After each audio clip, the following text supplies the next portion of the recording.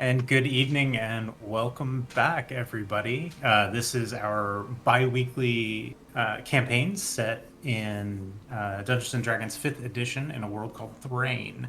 For those of you who have been with us for a while, this is episode 9, I believe, of an ongoing bi-weekly campaign. It'll be pretty interesting to see where the party goes from here. But before we jump into that, just As a a couple quick correction to the DM, this is in fact episode 10. We've hit double digits, folks. 10. Yeah, I don't even know what day it is. 10! It's fine. 10! Spirit fingers. Yeah, I know. Right. I'm just gonna go. Y'all run the game. Popcorn DMing, set a timer. Additionally, a couple of quick announcements. Coming up this Saturday, June 12th, is our next episode of Breakfast and Dragons, a bi-weekly Saturday morning campaign. Bill, do you want to say anything about that? Yeah, it's run by this asshole. That about sums it up. Okay. We're a fairly dark world that.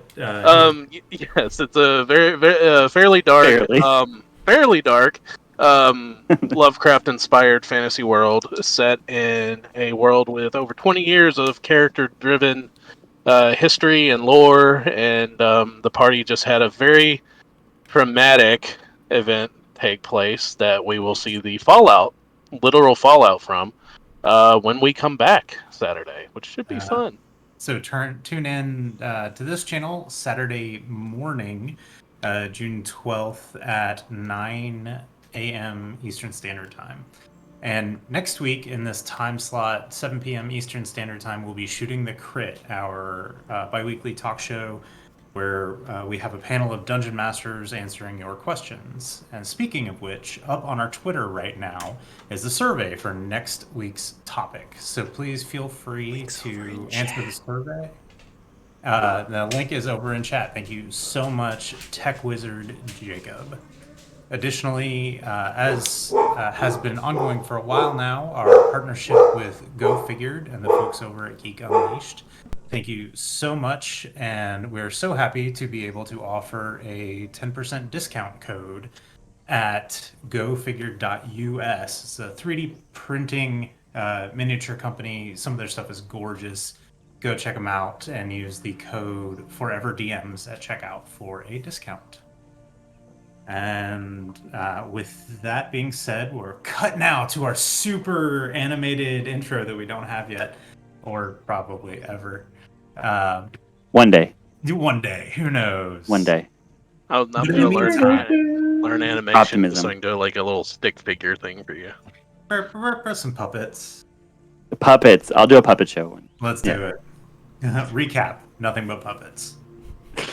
Oh man. And so, venturing back into the world of Thryane, the party has just ended a somewhat tense encounter in a strange, shall we call it, Somewhat. sanctum of sorts in the cliffside in the Scheming Wood. Vizyla, this strange character you have met with a interesting and convoluted backstory that you have garnered thus far, asks for your help to put the Guardians of the Woods to sleep. These stone golems or statues that have been coming alive and occasionally causing harm to those that live in the woods. Interrupting your journey back north to Lostharen, to the Warring States, to see what strange invasion of so-called giants is occurring there. Vizyla promised to help you through the woods as they escorted you through, not losing any time on your journey. While in this strange sanctum of sorts, you encountered several creatures drawn to the power of the ritual Vizyla was conducting, protecting them as they finished their work, nearly at the cost of one of your party members' lives. Several strange occurrences throughout this moment, this place rich with energy. Kai felt a strange strengthening and newfound point of connection with his long-standing and long-traveling steed, who has been with him since you have known him and beyond. Reese barely surviving this encounter with spiders seemingly able to phase in and out of reality. These strange visions that you all had, a moment of time elsewhere, and then snapped back into the moment. And last but not least, Jubei, the blade given to you by your father, seemed to do much more against the spectral, amorphous ghost than you might have expected. And we ended there. No rest taken. Still at the end of exhaustion and trial. What do you do, my friends? So what is Vizyla doing right now? Vizyla has risen. They are walking towards you unsteadily, wobbling as if weak or woozy, and leaning their hand against a stone that looks to have fallen off of a wall nearby. That was difficult. I want to lead Navarra forward and kind of help them place their hand on the horse as like a steadying gesture. And I'll say, it is done then. What we came here to do. It is done. And Vizyla leans into Navarra in a way you've seen them do before. This instinctive bond they seem to have with creatures around them. Are you well? I think so. I am weak, tired. Was this more difficult than it has been in the past? What do you remember? I do not think it is difficult in itself, but I am weak right now. It is spring, so the woods have waned. You say this like it should mean something to us. And I kind of look at everybody else to see if they understand what she's saying. Spring's time. Reese is way too busy. Trying Spring, not to die. Spring is a time of new birth and growth. Things have only just taken root. And the woods have less to give.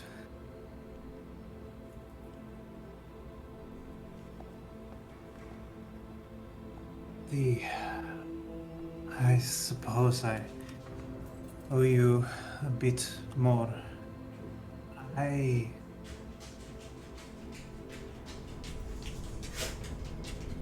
If I have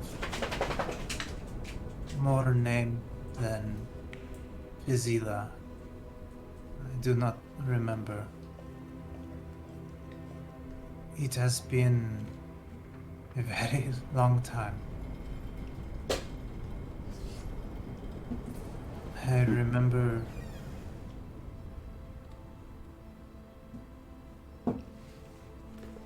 people long gone that lived here, and I was one of them. Where are the rest?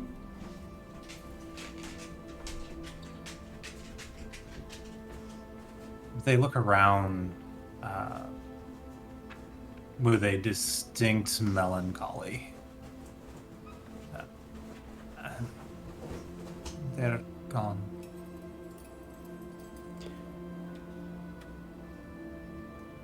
But I am here. How long have you been here? I don't remember? The people of Ethara used to call us a circle, but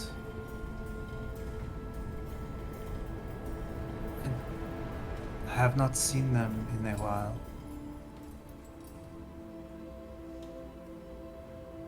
And Does they Mistlethar have any idea of what Athara is? roll a history check.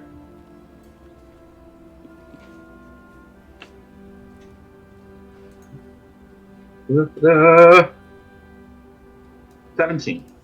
Nice. In your time traveling around and collecting stories, you haven't really, studied scholastically, but there is this one tale that you know of a floating city named Ethara, excuse me. It is a myth.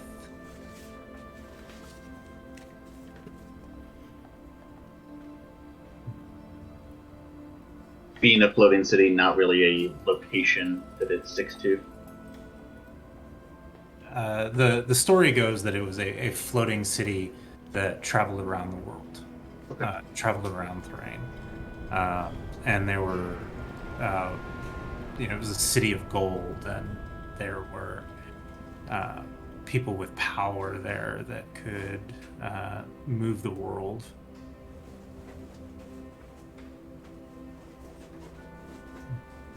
But if there is any evidence of such a thing, you are not aware of it. Again, it is myth. It is a fairy tale. Yeah. It seems perhaps you are still woozy from the ceremony. You speak of myths. This place does not exist. I don't know who called you the circle, but it was not them. They look confused for a moment. No?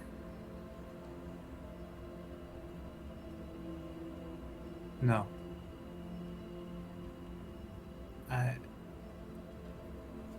It is... Maybe. I don't know. I don't remember. I have not seen them since the heavens fell.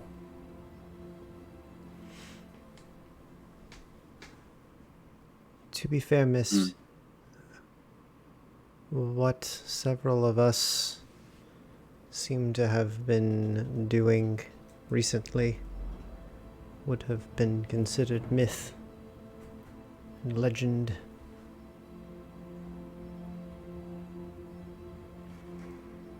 Yes, but I can see what we are doing, so it is clearly real. There is no city in the sky. You're absolutely right. It couldn't possibly be. It's not as From what I've been told, just because you can't see it doesn't mean it's not there. Yes, you say you can speak to your father, but I cannot. And you cannot speak to my ancestors like they speak to me. There are legends of the Terrandine wielding power that I don't think any of us could even fathom. I don't feel like such a floating city is an impossibility. Does it look like the danger's past? A few solid minutes have passed since the last encounter, and there seems to be that kind of static you felt throughout the room, throughout the space, seems to have subsided. Okay, then I'm gonna go gather my clothes while they're talking. Reese is gonna take off his shirt and wrap his arm. I was just about to ask one. if Reese could remind me exactly the state that he was left in, because I know he was wounded, but I wasn't sure exactly how things were left. The state was called Fubar. Yeah, that's where he was. He had rubbed a salve on it, and was in the middle of dressing the wound and addressing what kind of consequences it had. And now he probably takes off his shirt to reveal the black veins and stuff around the bite. It's a big spider. As soon as you go to do that, and to as though to wrap it, Selu would drop to a knee next to you and assist with the wrapping. Continuing the conversation, Kai says, I will say, Mist, that the floating city does sound pretty strange. I don't know where they would ride their horses.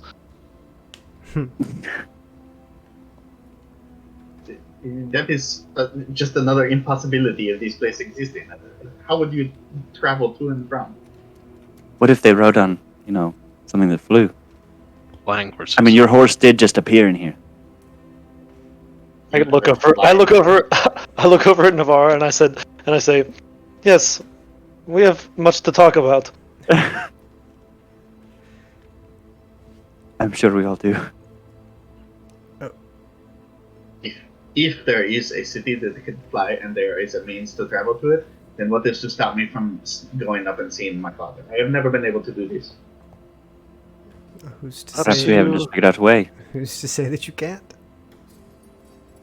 Perhaps you have not manifested this ability yet. Sailor says that, and Mist eyes just go wide like he's never contemplated the idea of actually being a possibility. I have not thought of this. There it is, guys. At some point, we go to the moon. It's made of cheese. Yep. Vizyla, Jeez, Gromit. Vizyla sinks down to the stair and pats Navarra's side again. Thank you. And looks at Mist very seriously. And says, I think it looked like, and holds their hands out. And in the palm of their hands, there is what looks like a series of islands that you would see out on the ocean. They seem to just gently float over the palm of their hands, and you can see where the islands extended down underneath the island, as if somebody took a mountain and flipped it upside down. And is a series of them that seems to be interconnected by bridges. I think it looks like this. And they are very definitively casting a minor illusion spell. Ooh. I mean, that's like a party trick now. We can all do it, right? As long as they hold it up for Mist, Mist will study it and try to get all of the details with his cartographer's kit. Trying to jot it down real quick so that he can reproduce it later if necessary. Okay, roll for me a intelligence and proficiency check for your cartographer's tools. Okay.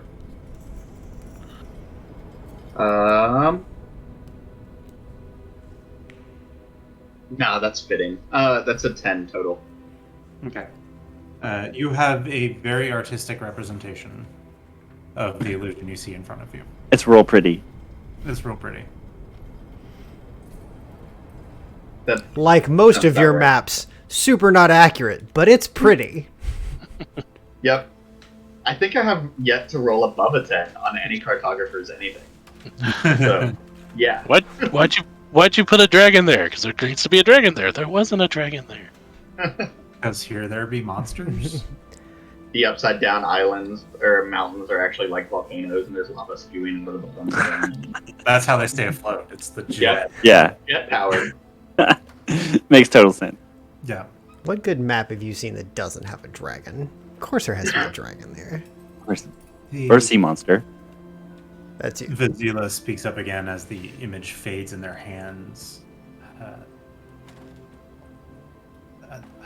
I have not seen them in, I think, a long time. You say you have been here for a long time, so what is a long time to you? I don't remember. So that's Derek laughing, not I'm laughing at the fact that Bill turned into a cat.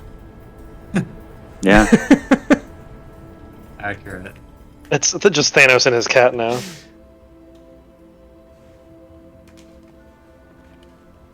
The heavens shattered after I saw them last. That is what they called it? The Starfall? And remind me, the Starfall happened 15 years ago? Is that what we 12. talked about? 12. Okay, 12 The years. second one happened 12 years ago. Okay, but the first one was... Over 1,000 years ago. Okay. Yeah. Shit. And all we know is The first the one first a one long was, time like, ago. magic. That's when magic dropped out. So a brief reminder of myth and lore of the world. Thryane was a world rich with arcane affluence. Cultures such as the Terrandine or the Drusen are some of the few cultures remaining from before the first Starfall. Cities held aloft by arcane energy. When magic left, what's left for them to do? The myths surrounding the time before the Starfall involve gods walking the earth and beasts larger than cities being held down by the arcane might of humanity and other species. The highest of pinnacle of magical societies spanning the globe and beyond. And the legend goes that the heavens fell and the gods went silent. And the entire planet was pummeled, essentially, by some sort of celestial falling. And during that time, cultures were rewritten, continents sunk, the entire planet changed. And since then, the resurgence of surviving races and cultures has been without the arcane might that was there before, to the point where over 1,000 years later, magic is like, okay, burn the witch. Yep. Or at least thus far that you have seen. And the second Starfall happened 12 years ago. And in that, another celestial body collided with the smallest of Thryne's moons and scattered it throughout the sky, creating the rings that you see at night, as well as sending pieces down to the planet. And since then, bits and pieces of things have changed. Magic has come around. But the most immediate effect in the region is that the empire, the preeminent power in the region, was Lostharen. And it was hit quite hard. And the capital city is now beneath the ocean, or an inland sea, along with the largest population centers of the region, leaving it into a fractured area referred to as the Warring States. That is where you are heading. This is Well, it's a fine. happy place. Go ahead, Jacob. No, I was just making a "this is fine" joke. Oh, gotcha. Sorry, can you repeat what Vizyla just said? She just said that... Vizyla said that they have not seen a Thara since before the heavens fell. Okay, so Kai's gonna speak up then. Well, it depends. There are many legends of my people, but if you're talking of the heavens falling, do you mean the starfall not so long ago, when most of us would have witnessed it? Or are you speaking of, like, the starfall, like, thousands of years ago? I'm afraid I already know the answer. There's a moment of confusion on their face, and then they smile. And then I say with her, I don't remember. They reply, I have seen this before.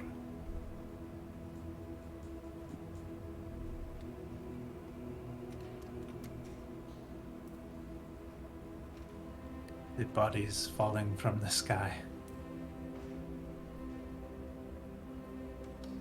It was not the recent one. Like, at about that time, Ooh. Selu pulls way too tight on the binding. I'm sorry. Sorry.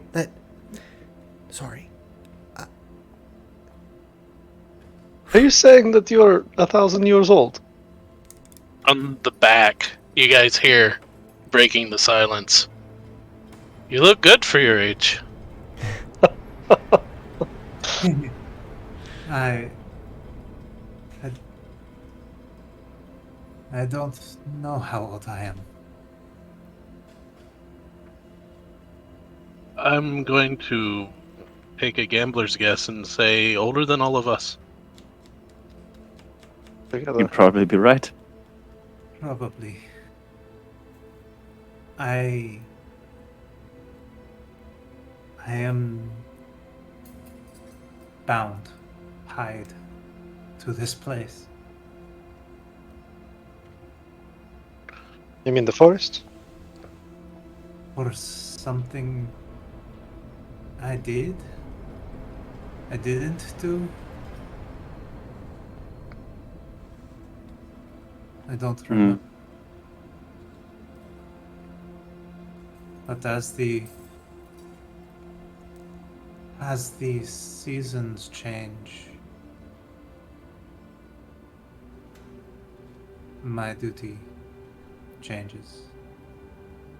I know what I must do. I don't remember why I do it.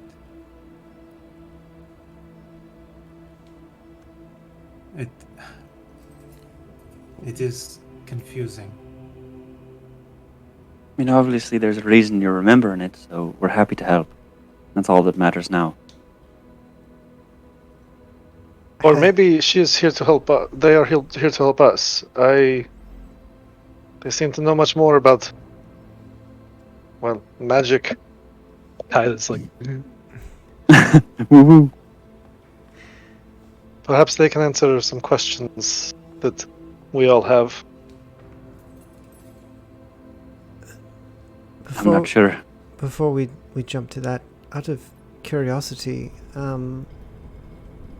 has Swiftmane always been with you?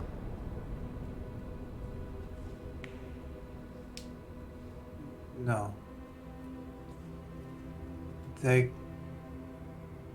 He comes and goes. I don't remember when or how.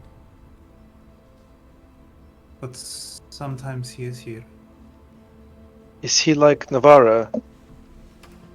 Yes. And that, like, the first yes. you have heard of. Holy shit! Okay. I'm sure for the rest of us that doesn't help us very much. Well, it doesn't help me very much either. Can you speak to that? How is he like Navara? They each have 4 legs. That is true. Thank you, Mist. And they are covered in hair. That And is they a can good both- one. I should have noticed that too. And they can both They be have tails, written. too. That is right, yes. And there's this, like, bashful grin on their face. That remembering where you are and the power that you just experienced, but also remembering that they are incredibly awkward. Yeah. The character you have experienced with them thus far seems to still be there. Perhaps we leave this place. How will we know if the ritual was successful when we leave? Should I expect to get stomped on when we leave this game? And as you say that, you look up at the large statue immediately next to you. Yep, I'm hiding behind it. And you swear it moves. But Oh then no. you blink and it was just your paranoia. I think they are asleep. I don't know for how long, but I think they are.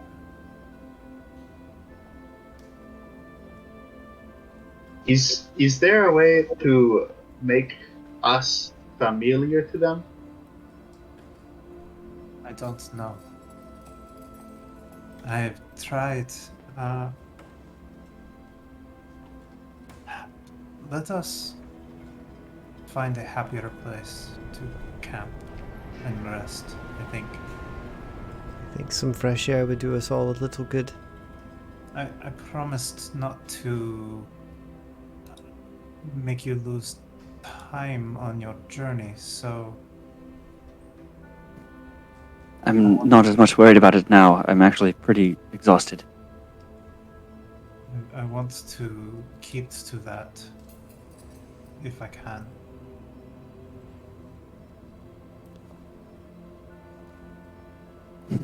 Sure. But first, I think we all rest. Whether we are delayed a bit or not, I think we all need it.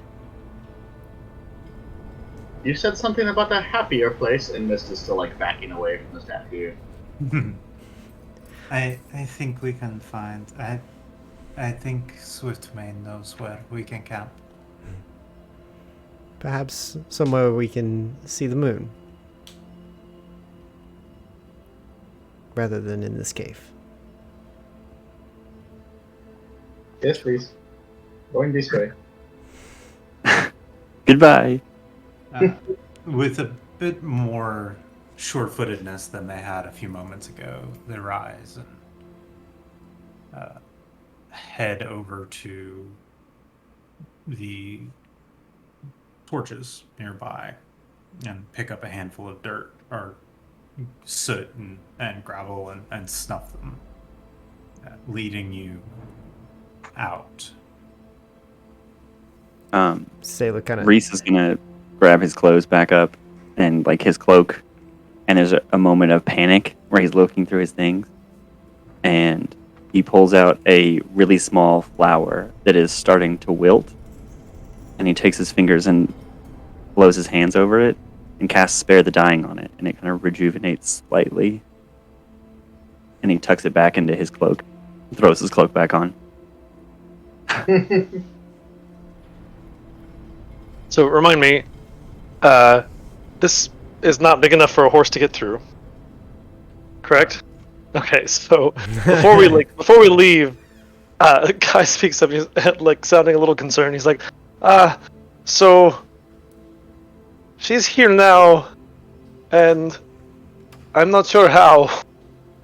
How do we get her out? So that's not something you've done before. Definitely not.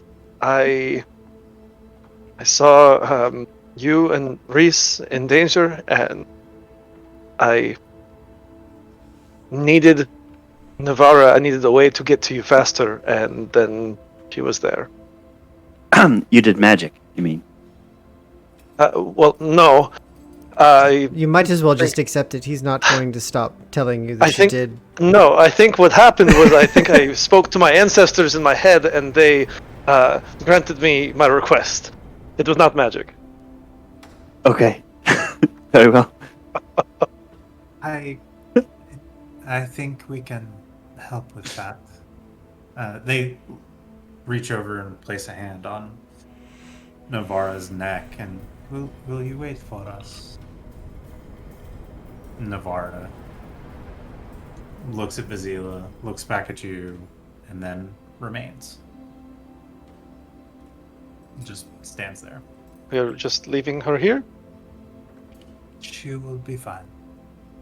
Well, if we're going to be scientific about it, we just need to exit the cave and put Reese in danger again. I'd rather not do that, please. Okay, I am trusting. If it would make you feel better, it wasn't that far out the cave. I could stay here with her, if you'd like.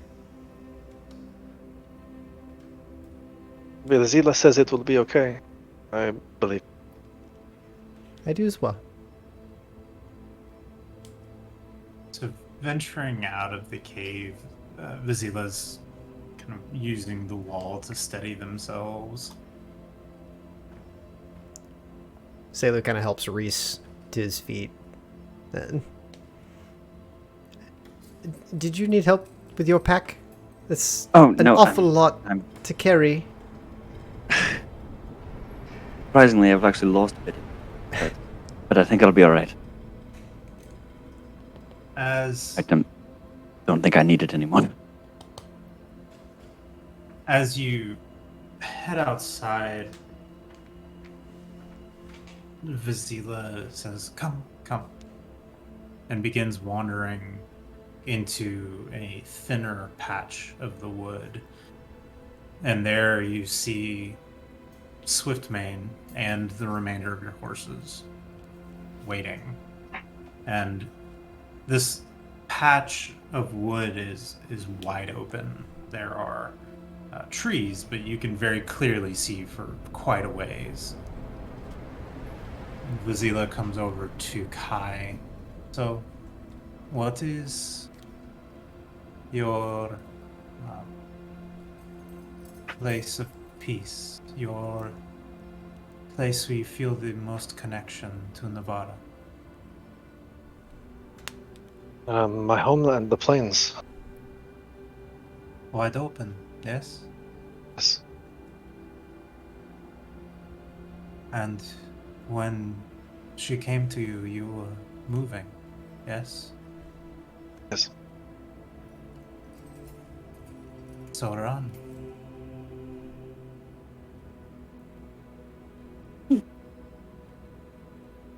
I don't understand. Fly, you fool!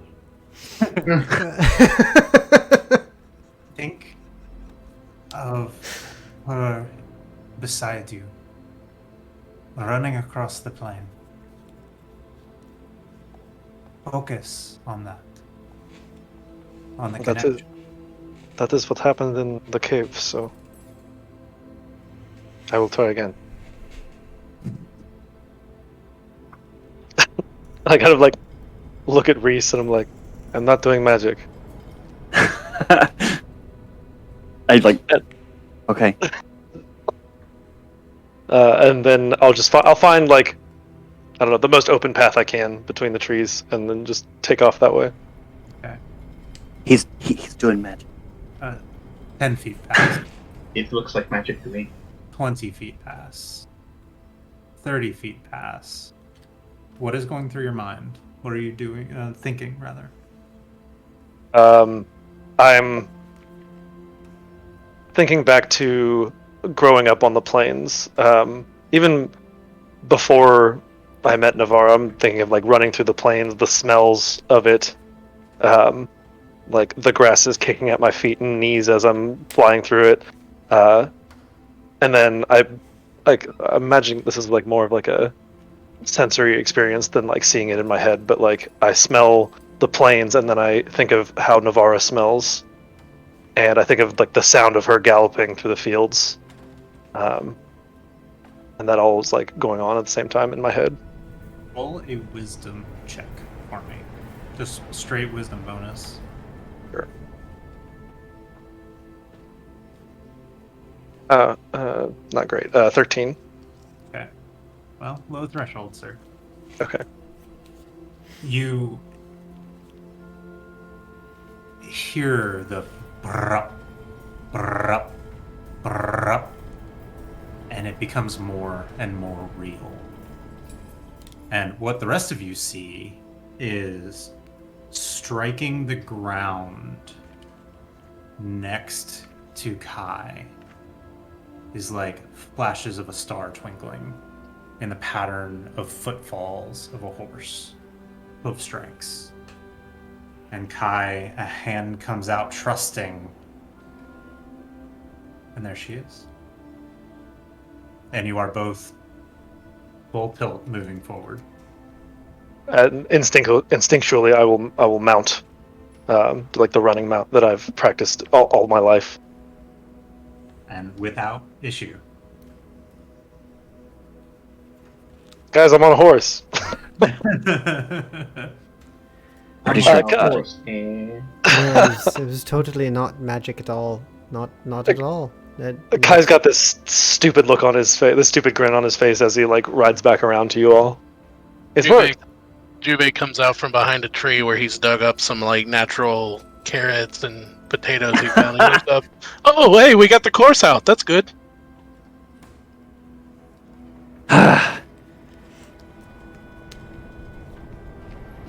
Reese looks down at Lux. Can you do that? You just get a whistle back. Yeah.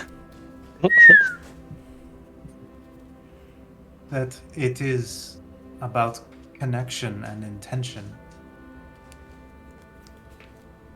But let us I feel like that statement's held true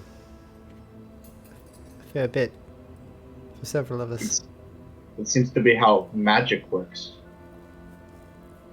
Uh-huh. Or you just ask your ancestors nicely. I suppose that too. Sure.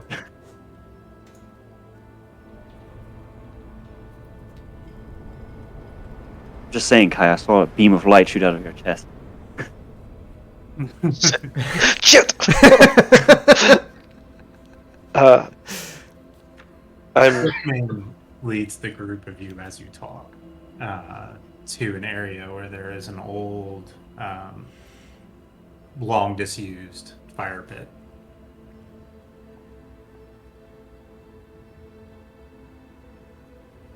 Reese collapses. Just gonna put my stuff down, lay out my cloak, and just lay down. Sale will take to tending the fire, kind of clearing stuff away, making certain that it's upkept and not in danger of spreading once it gets lit, all that kind of business. Okay. So eventually the fire is lit again, and it has been a long day. Traveling through the woods is exhausting no matter how you shake it, even on horseback. And your encounter of the evening,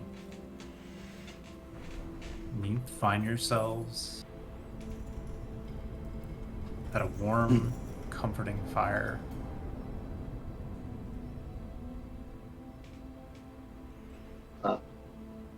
Mist would actually walk away from it, just out of the ring of firelight and into like a darker patch where the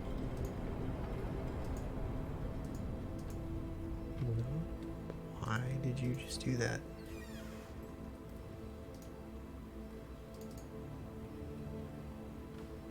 Yeah, none of that's gonna get through. It's okay. It's all blank. I have no idea why it just closed my Discord window. Sorry. That's okay. We're good. My bad. Sorry about that. Alright, audio seems to be back up as well. So I'm gonna work on us like a funny technical difficulties thing to put up. yeah. Intermission music. Just a picture of us like ripping out wires. I clicked on something else completely unrelated, and Discord was like, what if I just close that window that you need? That's fine. Okay, cool. Thanks. I wanted this. Oh no. Windows has been trying to open Office on me for some reason, so it's acting weird tonight. Mm-hmm. So as you all gather around the fire, Vizyla, they are sitting a little closer to the fire and kind of almost huddled as if they are cold. And Mist, you were beginning to say something. Yeah, sorry. So Mist, looking more melancholy than normal, kind of walks out of the ring of light and goes into the darkness where the moonlight would be brighter. And he will spend several hours before going to bed laying up against a tree, kind of looking up at the moon and just kind of intention and like reaching towards it. And when nothing happens, he goes, ancestors, and then reaches towards it. And he'll just continue this process for a long time before he just very dishearteningly turns in for the night. Are you like sneaking away, or like how are you? Are you making it obvious that you're leaving, or are you just kind of like? Oh yeah, like just like badly shuffling. Okay. DM, can I make a perception check to see if I notice him leaving? You can see him leaving. Okay. He's not sneaking, you see it. I would follow you or not. I'd probably wait like 10 minutes, and if you're not back in 10 minutes, I want to go see where he went. So, how long do you think you're at this, Sean? I would not be back in 10 minutes. Okay. So I want to walk out in the same direction as Mist did, and like track where he went. How far away did you go? Like 40, 50 feet, just outside of the bright light ring. And since you said you weren't being stealthy about it by any means, then you're able to track him down fairly easily. And you said you're doing this out loud, so I hear you say like ancestors, like yeah. As you got closer, like not yelling it, but just definitely being like, okay, like talking himself through the steps of, okay, so I know that I have to picture what I want, and I have to have the intention of doing it, and then I want it to look like, and like kind of how he was projecting, the silent image onto the wall and stuff like that. He's talking himself through all of it.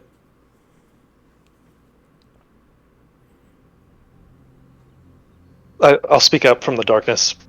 I wasn't being like particularly stealthy, but I don't know how close attention you were paying to your surrounding. But my people have many stories about the stars, but not many about Nias. And oh shit! I was calmly meditating like Jubei, I promise. Of course. Checks I out. did not mean to startle you.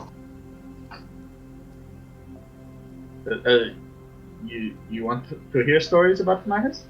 I know many. Well, I would love to, but my point was I think my power and yours come from different places. That makes sense. I do not know who my ancestors are. And I grew up all my life learning about my ancestors, and I gesture to the stars. Roll a d8 for me. Oh, sure. Okay. Yeah. A 2. Okay. You see Morgul and Navara, the horsemaster and the stallion, in the sky above you. How appropriate. I'll like put a hand out and like kind of stand close to Mist and like trace that constellation for his benefit, and just kind of like tell a basic story about the horseman and the horse and the rider.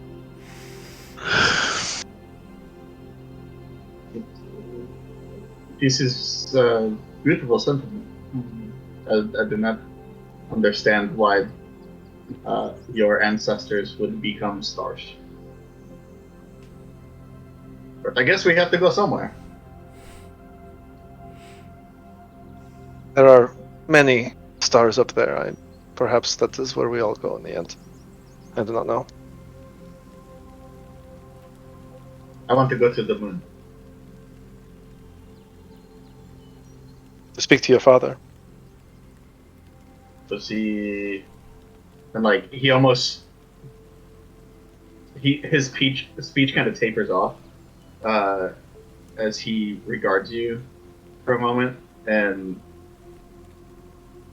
like a certain social shyness that Mist has never shown before. And then after a moment, it is more to see if it is really what I think it is, or if I am really a bastard. Sorry, I didn't catch that. A what? Asteroid? Oh, okay.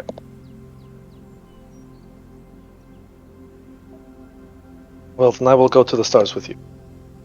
To the moon. To the moon. Diamond hands to the moon! Campaign went sideways. Cool. Hey, we've had campaigns that have gone to the moon before. It's fun. Yeah. You and I have. There were dragons there, and also magic and science. And Sounds about right. plants that ate T-Rexes. It was great. Yeah. And an orbital defense system. Okay. Yeah. Very range. It went weird. Yeah. Not one of ours. We need to declare that. Still a fun game. Still It a was fun a- game. Game. It was I hope exactly- that is not what I find. back at the fire. Vizyla pipes up and looks over at Selu.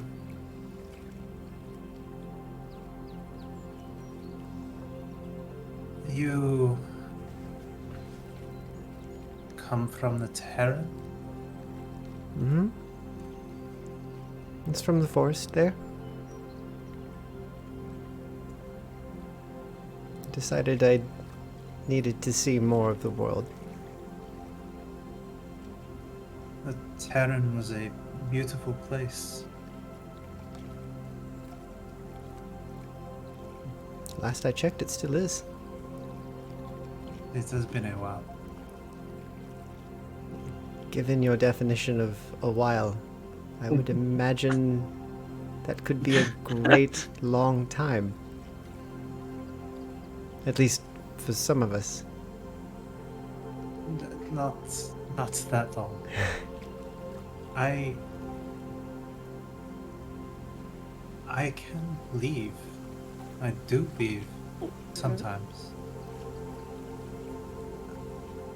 In the summer. But I must be back in the fall. Do you need us to be back in the fall as well? That was dangerous. I will let you know if I do, Please do. somehow.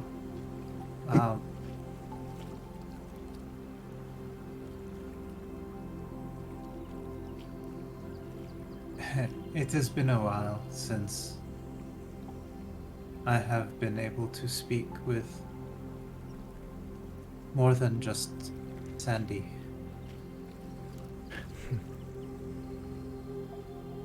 Reese kicks Selu, like, while his eyes are closed. I told you Sandy was magic.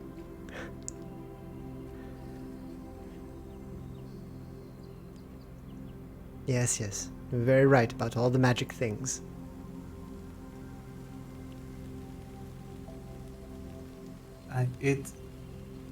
You all have it. So we're finding. All 5 of you. Sailor kind of looks over at Jubei. Jubei's, I take it there's a creek nearby? Sure. Yeah, Jubei's like stripped all the way down to his Findoshi. And he's got his armor setting on the side, and he takes his glaive and stabs it into the creek and slides his kimono down on it to where it flows with the creek. in the water, and he goes back with like a little bit of water in a pan and puts it on the fire, puts a cover on it with a bunch of potatoes, just have them steaming. So he's doing his laundry and cooking. I mean, if you haven't tasted it, it's definitely magic. But he's walking around red scales in his underwear. Love it. It's not everyone can touch it, feel it.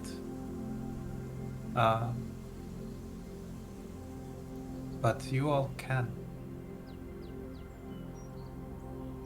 All of you.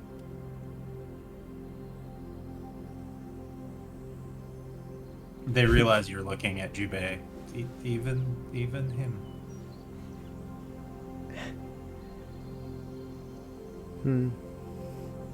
My grand always said I was touched.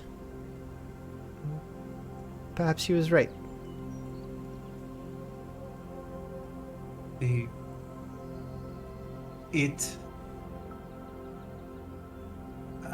I never knew magic or power as a science or an art. It is a feeling, a connection. I am connected to this forest. This is my home, and it is me. And I draw my power from it. But it is intention that matters.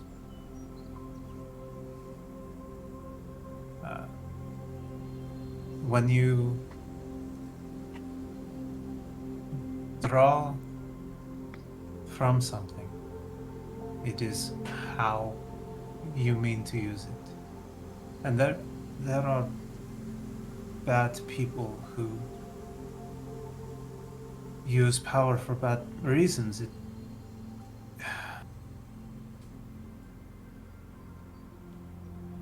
But your intention matters to learn to draw from wherever you want to draw, whatever you need to draw power from.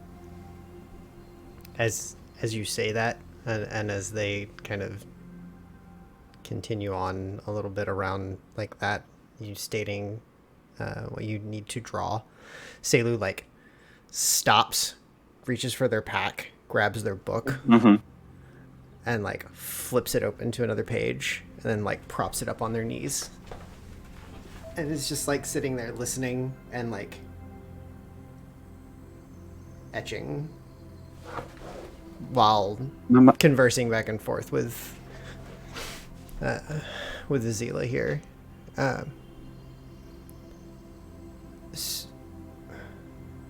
So for me, it's always seemed connected to the winds, I think. They're how did they describe it? The Tharans, they said there are veins, like streams, deep beneath the earth, of rich power, but I don't remember the rest. But I feel it here. And they gesture to the forest and with him. And then they pat Swiftmane. They're... I can't tell you what it comes from. I can tell you how I feel it. What I know is that your will and your heart and your intention matter. It is like And as Jubei is down washing in the At creek. the at this point, he would be beating his kimono on a rock and singing in Draconic. Sure. He has the intention of bringing this food for everyone, and he takes joy that I see from it, and peace from the world around him.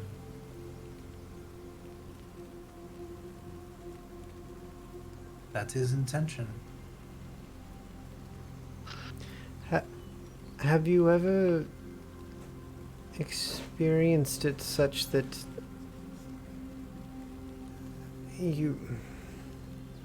How to put this? If intent is needed,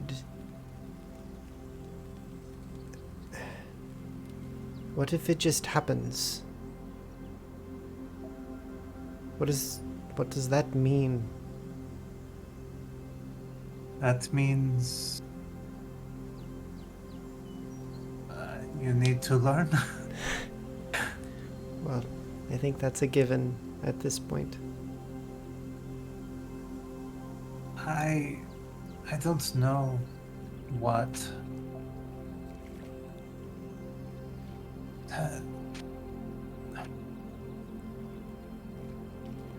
nah, like I'm gonna say something and then I stop and the brow furrows. Someone told me that those who don't have an innate connection have to learn to bend the world to fit. They have to create it, but from what I see, the world is open. The power is here. Tapping into it naturally is something some people are born to do. Reese has probably been like quietly shuffling his cards while this happens. But finally he says, "Do you think that perhaps there might be people who have these gifts that are not good, and they're not doing good things?" Yes.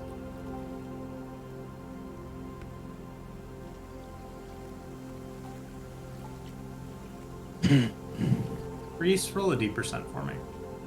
So, ominous, 53. Okay.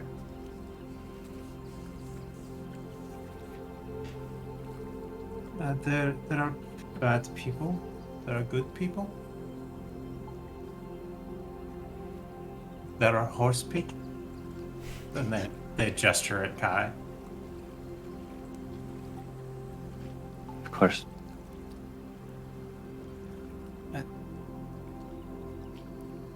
Sandy said you were looking for me.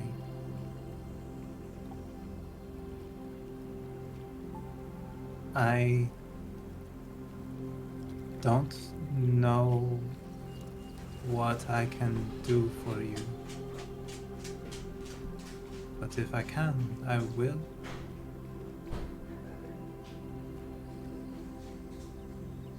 I'm not really sure what I'm looking for. I had heard from them, and gestures to the others, that there might have been a sage, someone to speak about with magic, but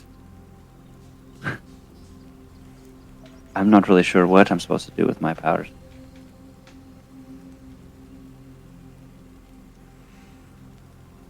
Be kind. Make the world better.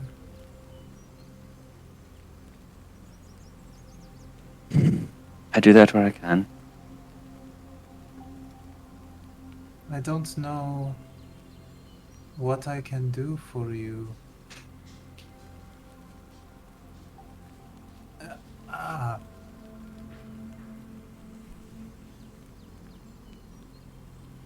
I'll be right back. And they rise and wander over towards Swiftmane. About how long has it been for this conversation? Like, would Kai and I be returning? Sure. About the time you're returning, you see Vizyla mount Swiftmane and gallop off into the darkness.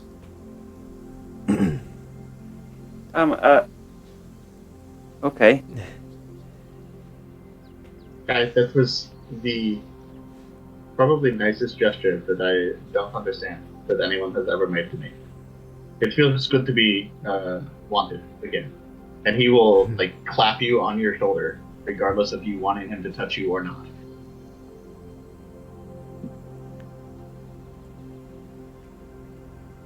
Is everyone feeling okay after all of that? In the cave?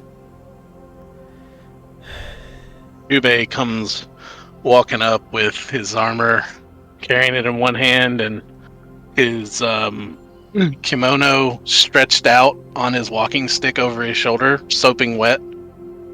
And he's going to take his glaive and stab it into a tree to where the kimono is going to drip dry and hang off of the handle. And he goes back to cooking.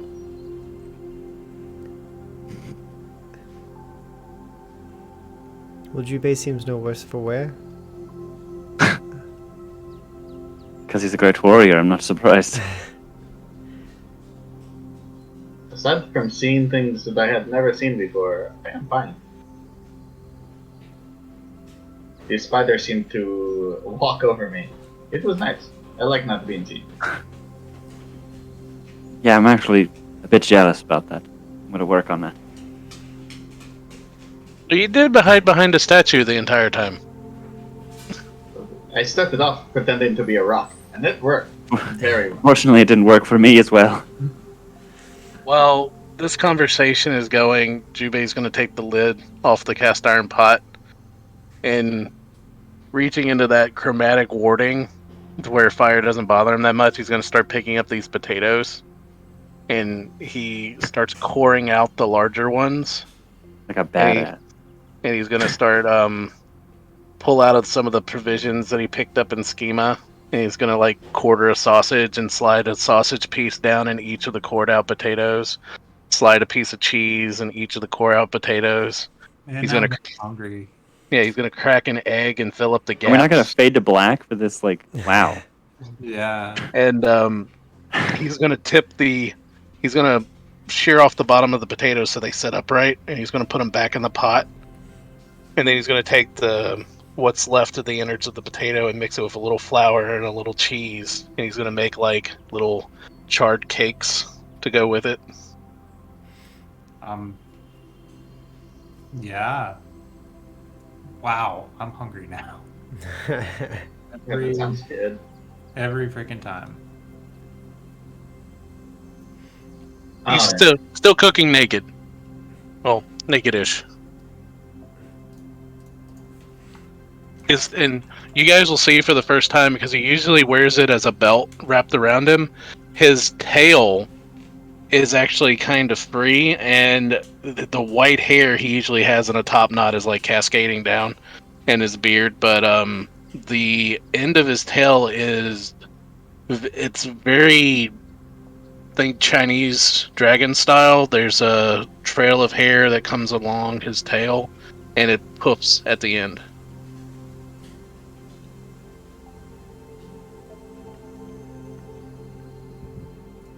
So as we kind of settle back in and Mist sees Jubei reaching into the fire and grabbing these potatoes, it's nothing. And this is like the second time in just today that Mist has seen Jubei, well, reach into a fire or reach into a flaming creature and come out unscathed. Mist is going to start, like, reaching his hand closer and closer to the fire as well, like very kind of like childlike. And right when it gets to the point where, like, he thinks it would be really painful, he realizes that it's not, and he just kind of starts playing back and forth, like rubbing his head and back and forth, not sticking it all the way into the fire like Jubei might, but playing on the outside of the fire. And just almost enthralled with the fact that it doesn't hurt that bad. Reese has a brief moment where he looks at his hand and looks at the fire. And is like, no, I don't think that's going to work for everyone. no. Is that not hot, Probably not. Mist? It is warm. It would be uncomfortable if I left it in there. Are you did you give me sickness or something? Looked at him very curiously. What do you mean? Well, it seems that you reaching into fire is contagious. I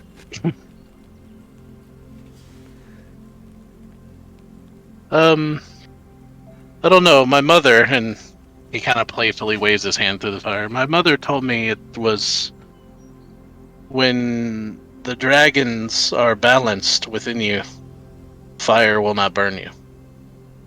And I think that was just her. I think that was just her humoring something that comes with our blood. This kind of head cocks towards you, and then he looks back at Kai. You have helped me balance my dragons. He's like playing in the fire still. Perhaps that's your ancestors. I don't know anything about Probably not dragons. magic. Well, you know the Definitely story not that magic. Kai would know the story that Jubei told him. I know. Yes, I know that story, but dragons. I'm just commenting on that. I didn't even realize I had dragons, and suddenly they are balanced.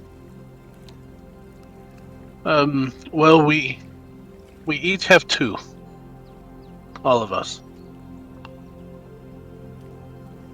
Like all of us? And he's kind of stirring the fire. I shared the story with Kai. Everyone is born with two dragons inside them. One is greed and violence and anger and wrath, and the other is filled with hope and charity and generosity. And it is they're constantly warring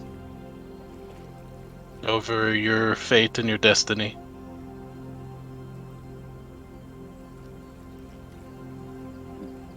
And depending upon which one is stronger, it leads you where you go. It's why, and very reminiscent, very staring into the fire. It's why I don't take life if I can help it. When you take life too soon, you are depriving the person of a chance for their good dragon to prevail. I know this feeling. I like that.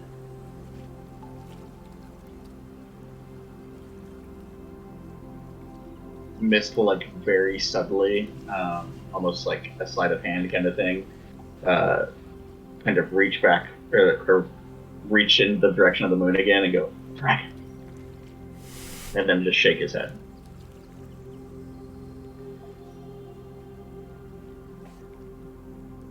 Reese, I think you took the worst of it today. Are you alright? How's your He arm? gets an extra. He gets an extra potato. Well, I mean, I'll take an extra potato.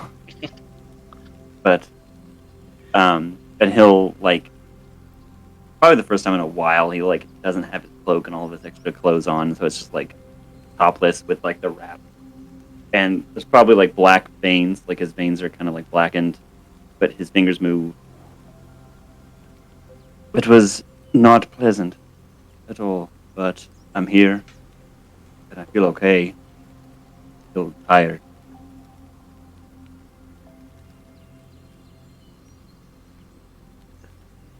A good night's rest will help, I'm sure. You all said that you saw something before the things came for us.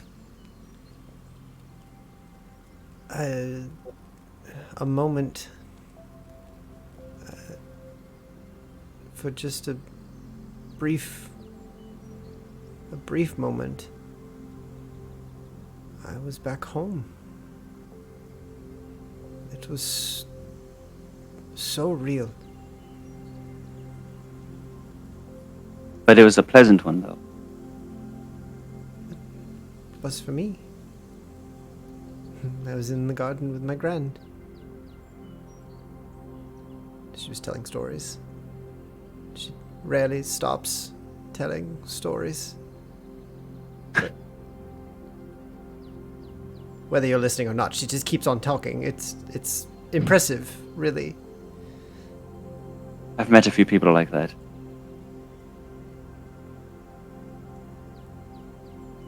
But it was gone as quickly as it was there.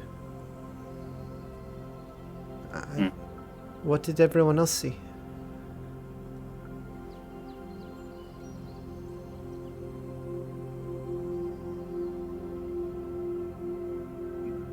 Still poking at the Right. fire.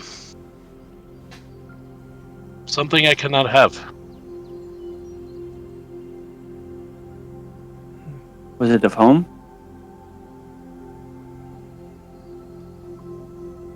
He just leaves it at that. I saw my home. I was riding through the fields. Alright.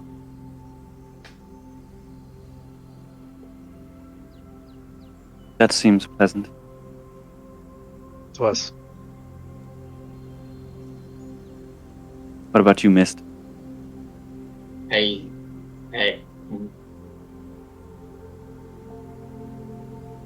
I saw a person who took my last family from me. So yours was not pleasant at all. The place was nice enough. The person was not.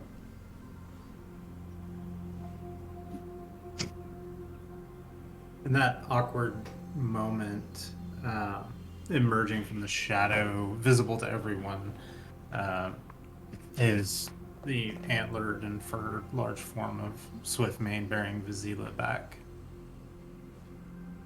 I could only find two. I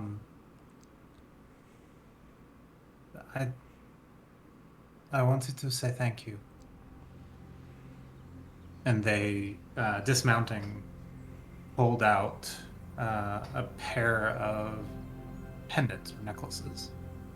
They look like a little piece of almost bluish flint bound on a simple leather tongue. It looks oddly familiar. Would I recognize it as Moonsun Steel? No, it is just kind of a bluish tint of rock. Where did you find it? Miss is gonna snatch that. You probably snatch it anyways. What is it? A charm? A gift?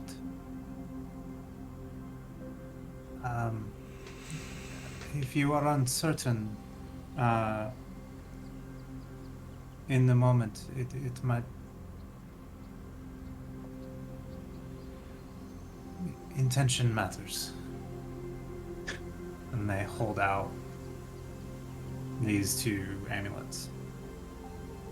And I will intentionally take one. Okay. Selu will kind of jump forward out of curiosity, but isn't trying to like hoard it to themselves. They just really want to look at it. Okay. I'd let Sailor do that. It looks like a simple piece of flint, and flint itself kind of has a almost like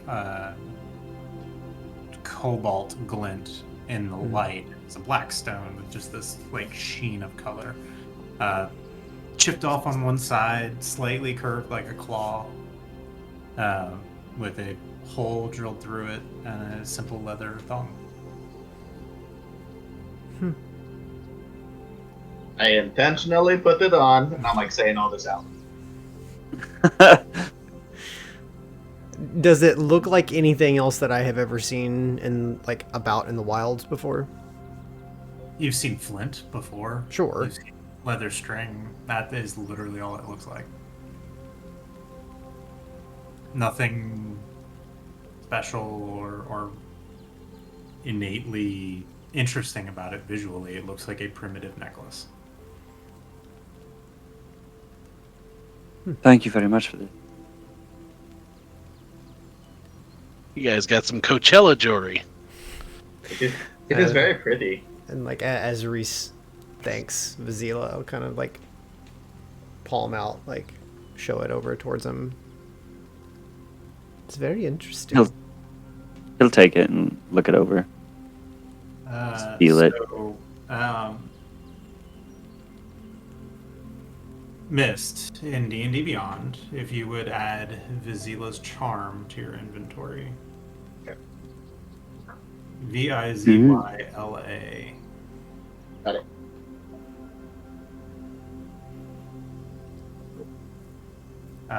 Mechanically speaking, it is sort of like a clockwork amulet. Neat. I've found a few of these around the woods before. I pick them up when I find them, but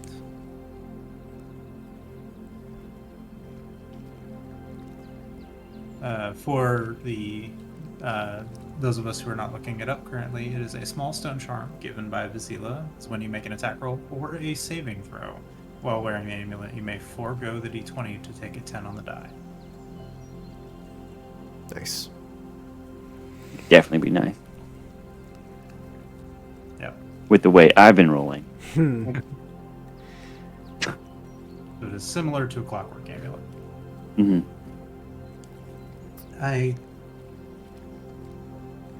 I'm going to try to get some sleep. Dinner. They come over to Jubei. May I? I push the pan they should be done with the bubbling cheese and everything, pulling it off.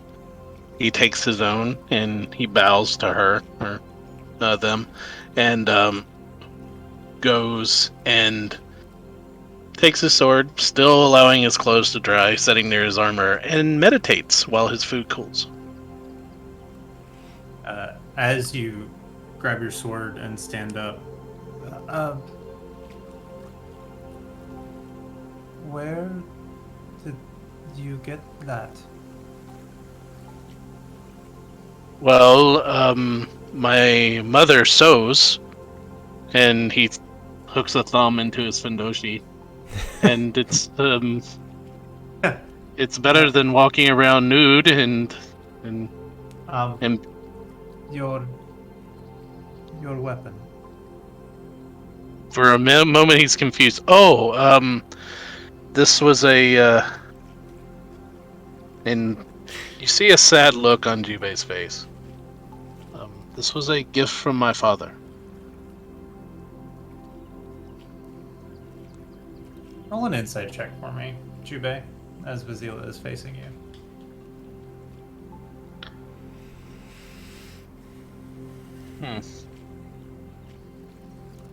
Bill plays too many characters. He can't remember what skills are what.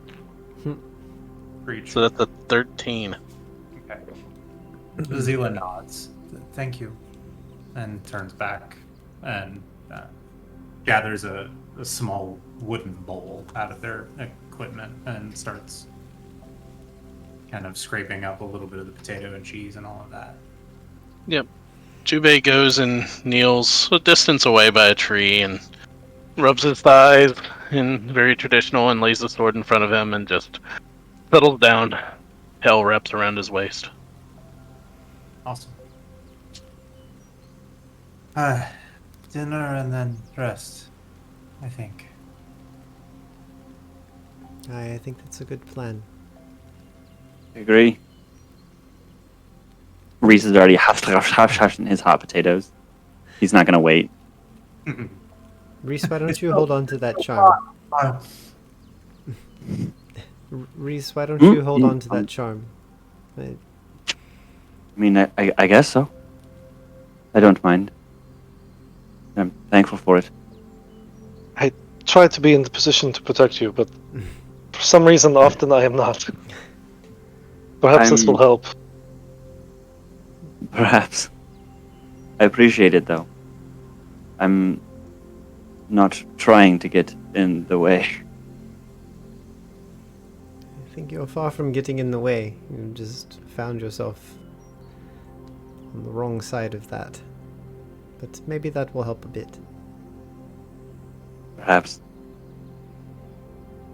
There are those of us who learn combat from a young age, and there are those of us who have other skills. And so I try to put myself in between those of us that do not have those skills. I appreciate it very much. But I cannot do what you do with your fireflies, so... I mean, considering today I saw you shoot a laser out of your chest and then summon a horse from thin air, I would not be surprised. I just think my ancestors are very generous. Perhaps they watch over all of us then. So long Okay. as Kai is with us, I think they do. Perhaps. Then I will lay down and probably pass out. Putting down their food, and then that's good night, everyone. I will. Good night. Everyone get some rest. I'll take the first watch.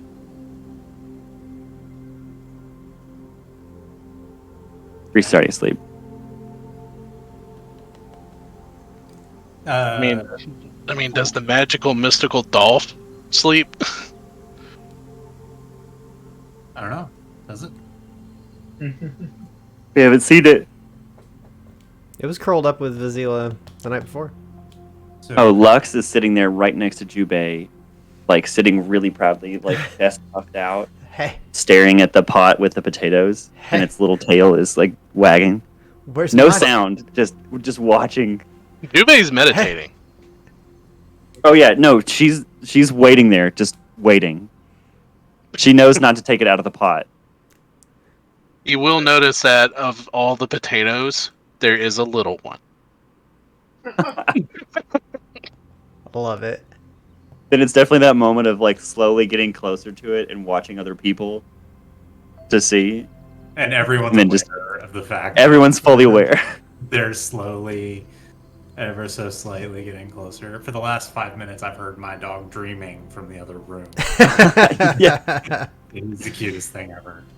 And then Lux just presumably like swallows the whole thing. Just like takes it, just does the little like golden retriever gulp. Goal. So, who's taking the watches? Lux no, can do you- help. I'll take first watch. Do you count Jubei finishing his meditation as a watch? That's up to you. I mean, because he'll meditate before he goes to bed. He might fall asleep. How many meditating. shifts? I was gonna say, I was How many shifts assuming do I within 10 or 15 minutes Jubei's snoring, so... True. Okay, so I'll take one as well. first watch. Go ahead and roll a perception check for me. It's Jacob. Oh, that's Will correct. Jubei end up fighting nude tonight? That is not much better.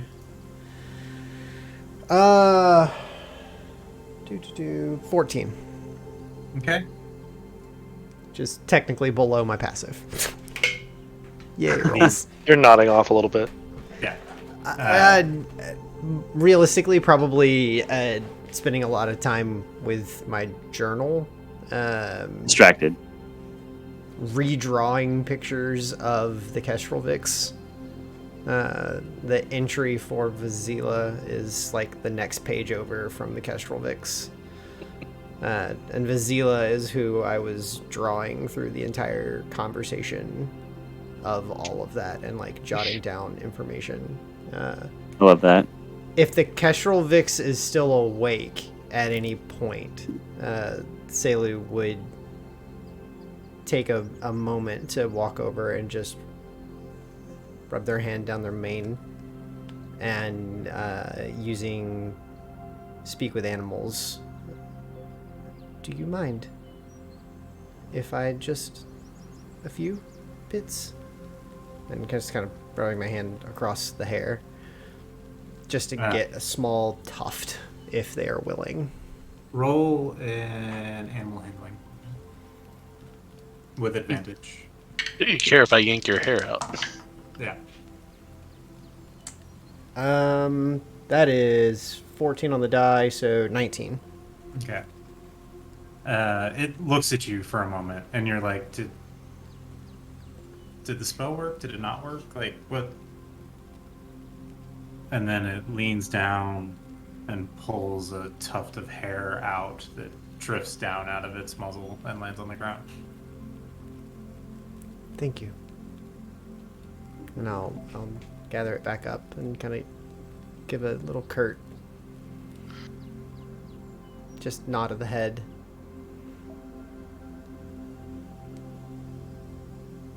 And then leave it to its piece. But then take that and document it into the journal and take out a little bit of plant gum that I have for pasting it into the book. Sure. But that's it for me. Okay. And I don't think we established who was taking the second watch. Kai. I would be waking up Kai for Yep. watch number 2. Kai, make a perception check for me.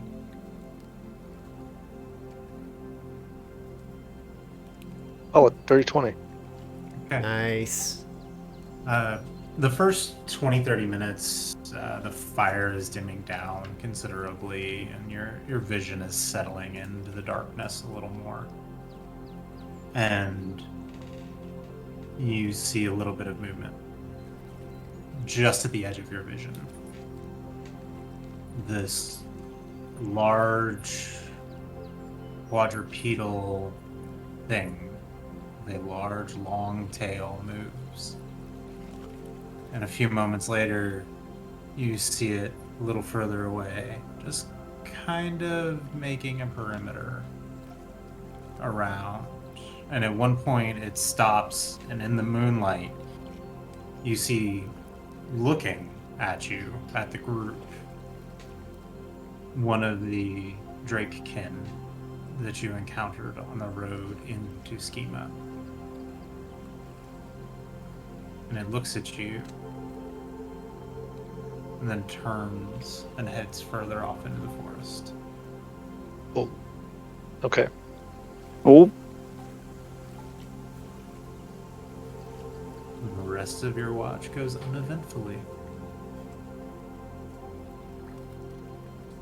And the remainder of the evening passes fairly calmly. And night falls. He was then- intimidated by the naked red dragonborn. And then day breaks.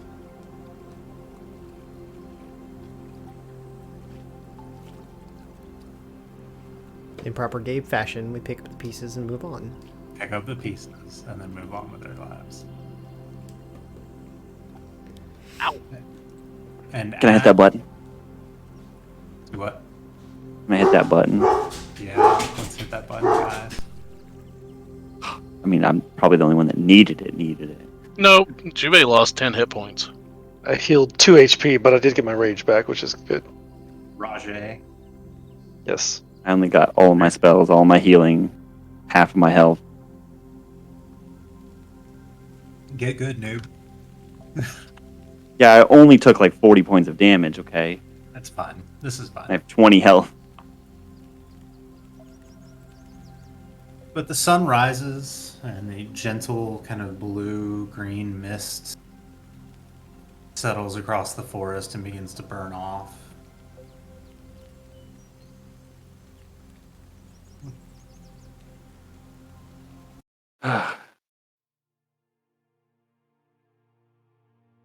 Good morning.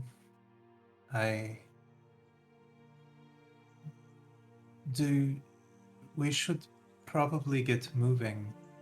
so that I can keep my promise and not have you lose any time. You're very Imagine- concerned about this promise. I try not to give my word. Intention. I understand. Much in true Jubei fashion, he's up before everybody else. He's dressed in his nice clean kimono and armor. Candying any fruit that he had left with the remains of the fire to make Juby snacks for the day. Sure. Making some artificial turnovers. Having Who- taken first watch, Selu would not be up quite as bright and chipper as normal. Still waking up about the same time everybody else does, but not up early. No bean water. No bean water. Reese is grumpy. I have had so much bean water today. Yeah. But of course, like in proper fashion, Lux is already like kind of moving quickly, bouncing around a little. Kind of does that thing like I'm ready to go outside and go potty. As Like, we're get up. sitting in the middle of the forest.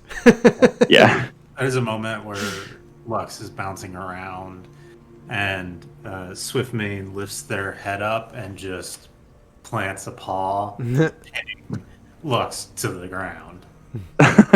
Lays his head back down. Lux does the thing where she turns on her back and then like gnaws on the giant paw, like a puppy would. On this large size category wolf. This is fun. Pretty much. But Jubei, who do you give your snacks to? Well, everybody gets breakfast, but the two special ones. Of course, he walks straight over to Reese. Don't die today, and hands him one. And Reese, will ashamed, takes it. actually walk over and give the other one to Vizyla. There's a moment where Vizyla's both hands are outstretched. Thank you. Bow. Very ceremoniously, arms straight to the side, and bow deeply to them. The snack held in their hand, from their seated position, they do their best to replicate. You can tell they don't really know what your culture and traditions are, but they can see the emphasis and the feeling behind it. And Jubei will then do something that he has not done yet. While everybody is waiting and getting dressed and eating, he will go by the creek within eyesight, draw his sword, and start going through his practice stances.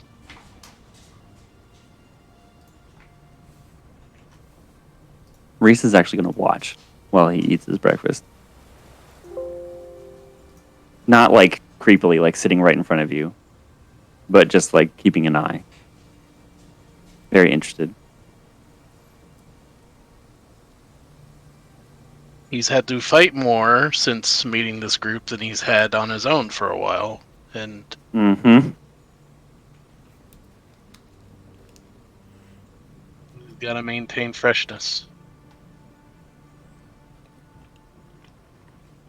Mist will be working through some of his frustrations from the previous evening on his puzzle box. The second one. Go ahead and make an investigation check for me. Reese pulls out the flower that Selu gave him and casts Spare the Dying on it again before putting it back in his cloak. That's a 15 for investigation. Are you doing that, like, trying to not let that be seen, or what is the intent there? Probably doesn't realize, like, not thinking about hiding it. So real quick, Mist, this one seems to be a little more difficult than the other. Not coming quite as easily. It's a Rubik's Cube with extra sides. Has a higher DC than the other one. So I'm sorry, you were or were not trying to hide it? Not really. Okay. I mean, like, quickly pulls it out, does the magic. Kind of looks a little bit like frost. You know how like frost will coat a flower and like kind of like cover it. It's like really quickly, and then it kind of melts into the flower.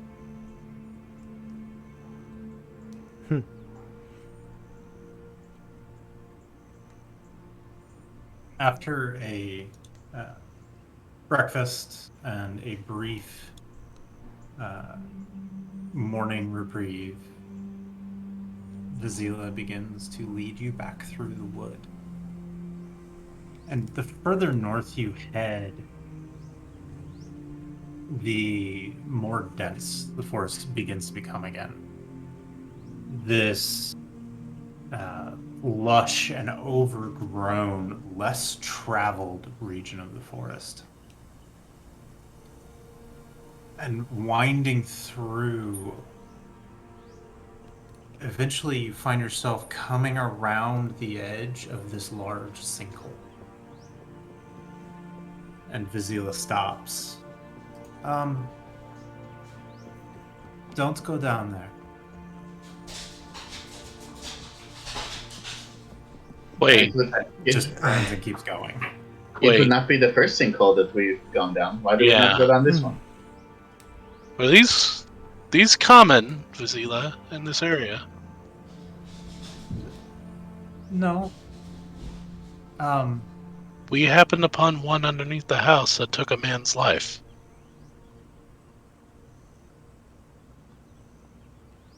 This is different. I saw that one. Did you see the creatures below it? I know of them. I saw their corpses from your handiwork. We have a fan. Pardon? Jubei, we have a fan.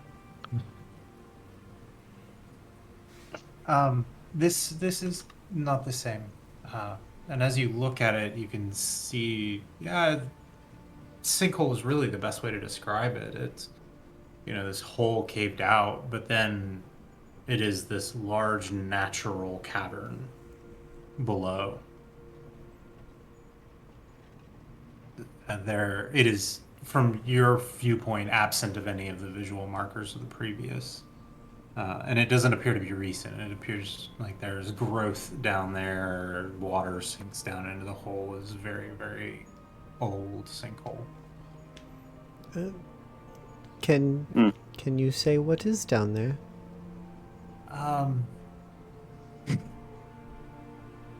He has not woken in a very long time. I don't like that. So I think it's best to leave him alone. Every childhood story starts well with that. Will he sleep so long as the forest sleeps? No, but sometimes. So not connected to anything that we did yesterday. Oh, no. Tyathendal has a mind of his own. I'm sorry, Dyad? What? Tyathendala. Tyathendala. I need that in chat, dog. He sounds even more dangerous.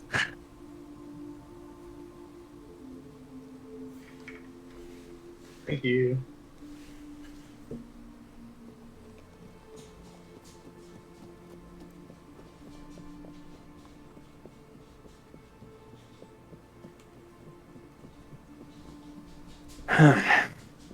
And with your kind of confused and bewildered faces, Vizyla and Swiftmane turn and continue off into the forest away from the sinkhole. I'm gonna be honest. I'd rather not find out what it is. I- As curious as I am.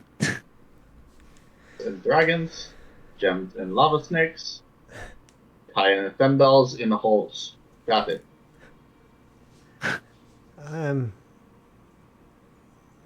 Perhaps best he heed their warning. If Three. Vizyla thinks it not best to wake them, probably not.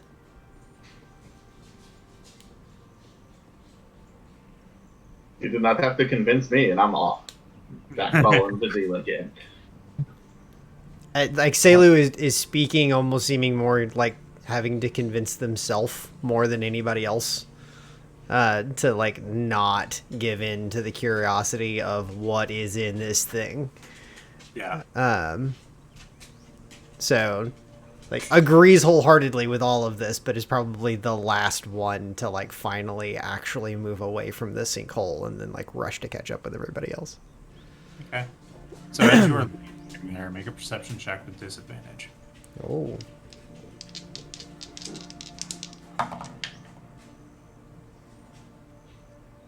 Uh, 14. Okay. Deep within the tunnel, just as you're turning on your mount and beginning to move away, kind of like lingering for a moment with that curiosity, you see 4 deep gouges that look about the size of your torso in the wall. Gonna be a note from me, dog.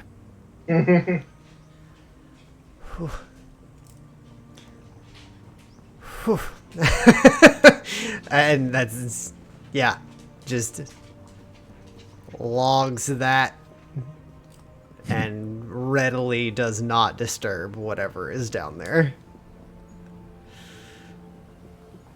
As the journey through the forest continues, Vizyla brings Swiftman alongside Navara.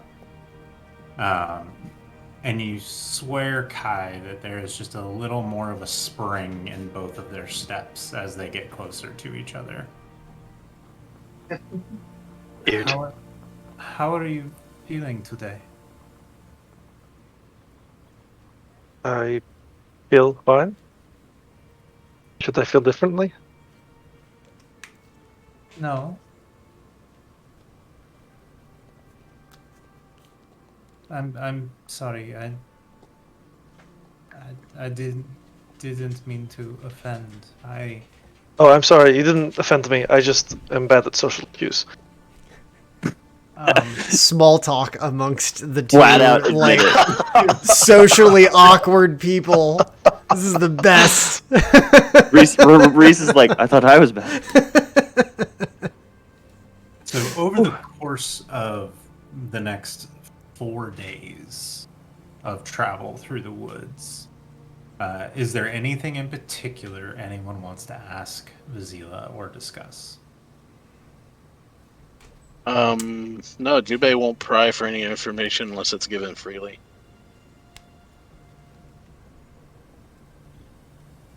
I would. Sorry, go ahead. Go ahead. Yeah. I would like to ask about specifically Navara and like how that all works, because I imagine that's something that Vizyla will know about. And then Ancestors. yeah, and then tangentially, I want to ask about like the things that happened during that combat. And I know that they didn't necessarily like witness those, but I'll describe them and see if they know anything about that as well. How am I able to do that?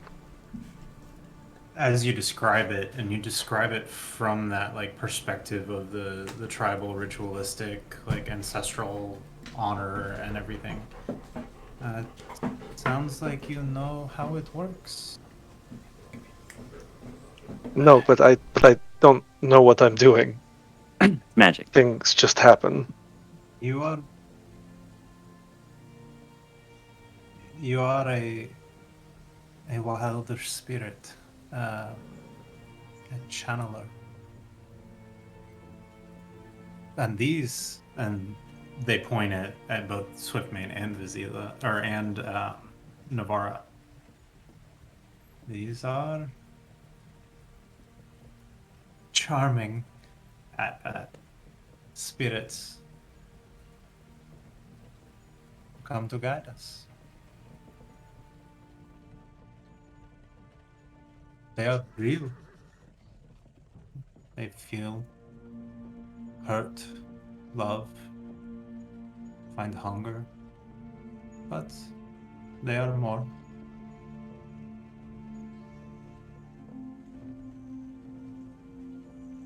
So what you're telling me is that I can't control what I'm doing. Not exactly.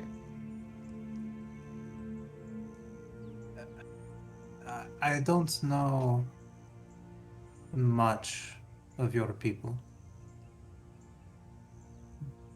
But it sounds to me like there is an open door, an open conduit, a stream, if you will, rather than choosing who walks through the door. You simply open it and trust.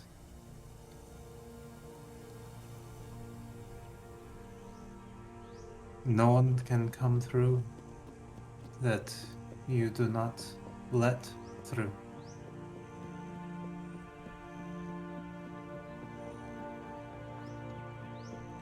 But you choose to open the door.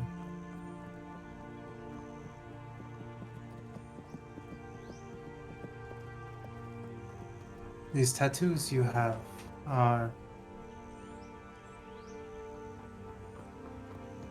Were you born like this, or were they given? What? These were earned as I aged. And others in your... Some are marked like me, but it is you would say tribal. Depends on our families. Different customs exist among the plains people. Well, sounds to me like it is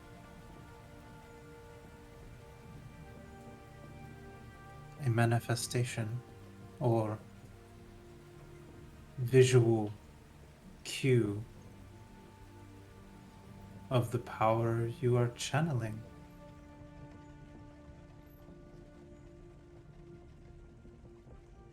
I don't know how to help you pick who goes through the door.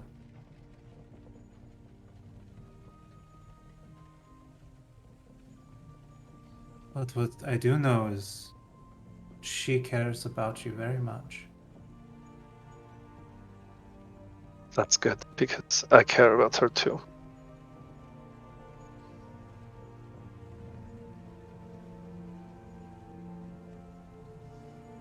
Thank you for this. Thank you, Kai.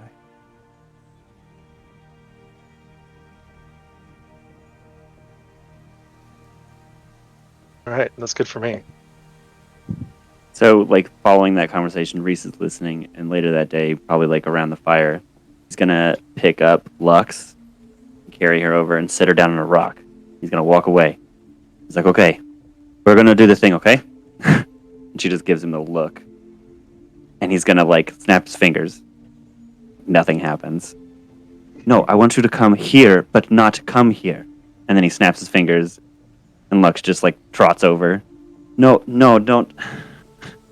And like it keeps going like this until finally he picks Lux up and puts her on a rock and walks over and pulls out a Juby snack. I want you to come over here without actually coming over here. And without hesitation, she poofs out and then poofs on his shoulder and snatches it. I knew it! Knew you could do that. That's adorable. And they practice more and figure out that she can kind of poof away. That's a thing. It's like when you get a puppy and every time you take them out, you give them treats. When like Yes. Exactly. Okay, this time we're gonna do it farther away, and I throw one up in the air and it turns into an owl. Yes. Awesome. So, Mist was going to try to fill in all of Vizyla's time, pestering them about kind of the conversation that Mist around the fire while he was over talking to Kai. So I know that it is about intention, and I know that it's about feeling and wanting something. And he'll like begin fidgeting with like a small piece of his blanket that he's kind of worn off, and he'll start casting minor illusion. So this is the world now. Does it look like what it look like with you? And he'll like throw up a silhouette of Iona, and then like throw up a silhouette of the sisters, and like throw up just kind of the skylines, quote unquote, of the cities that he's traveled to, and pester Vizyla about like, how can I make this better? Vizyla, because I'm just imagining how you have been with other characters. Like, it's kind of a barrage of questions, Oh yeah, and like to everyone but Mist, Vizyla is shutting down. I don't know. You were doing it. I don't I don't know. did it used to look like this? Did this used to look like this? Did this place even exist? And, like Mist is just going the whole time. I have seen these places. They change over the years. And like that stuttering non-answer is just consistent. Like and what you gather over the course of the 4 days is that they have a very hard time separating which memory is which. Like, do I remember a year ago or do I remember 10 years ago? They kind of blur together, and their generic answer is, I don't remember. I know a doctor that could have helped you with that. He lived in a different city.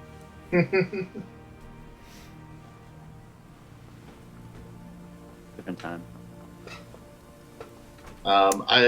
So over the course of three more days, could I continue working on my puzzle box at that time?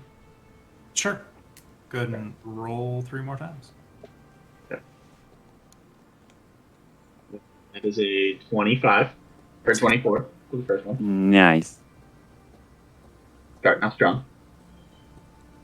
Followed by 10, so getting less strong. Yeah, failure. And an 18 for the last one. Success. Cool. Cool. 2 successes. At a certain point throughout the journey, the trees start to thin out a little more. And the temperature is changing just a little bit. It's getting colder as you're heading kind of away from these dense pockets of geothermal activity and further into the more natural climates. And it is the beginning of spring, but the tail end of the cold snap. I was actually going to ask, what date are we sitting on currently? I actually did not have the date written down at the start of the last session even, so I'm a little off on where we're at on the calendar right now. That is okay.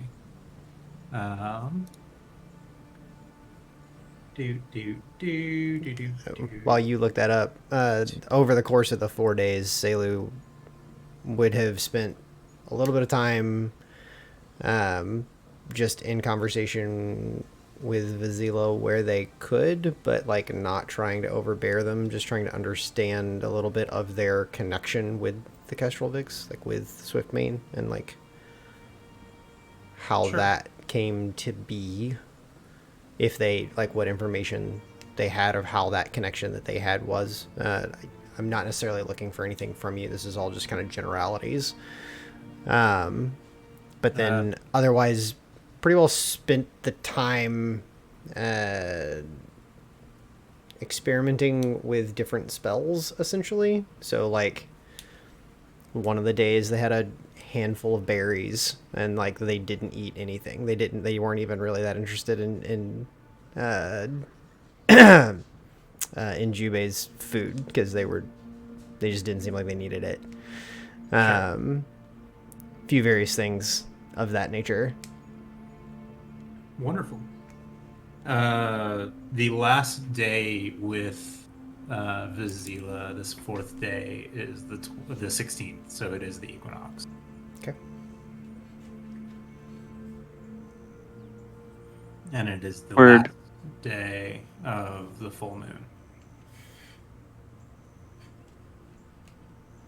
The fourth day is the last day of the full moon. Yeah.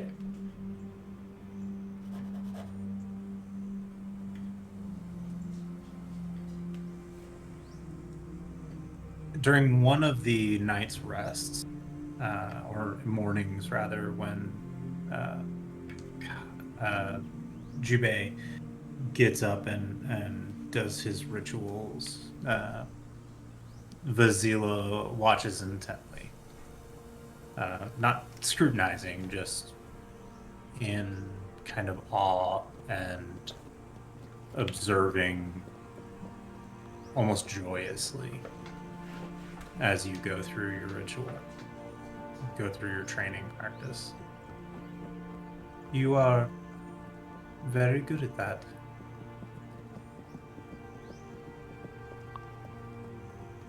Practice makes perfect. Or practice makes better.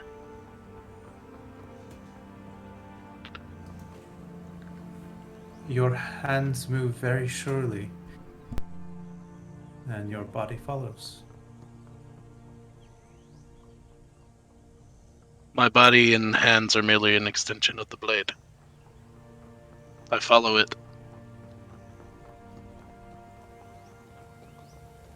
That is a very, very fine weapon.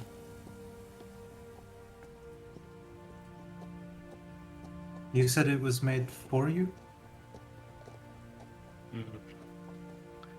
It was gifted by my father. Whether it was made for me or part of his treasury, I do not know.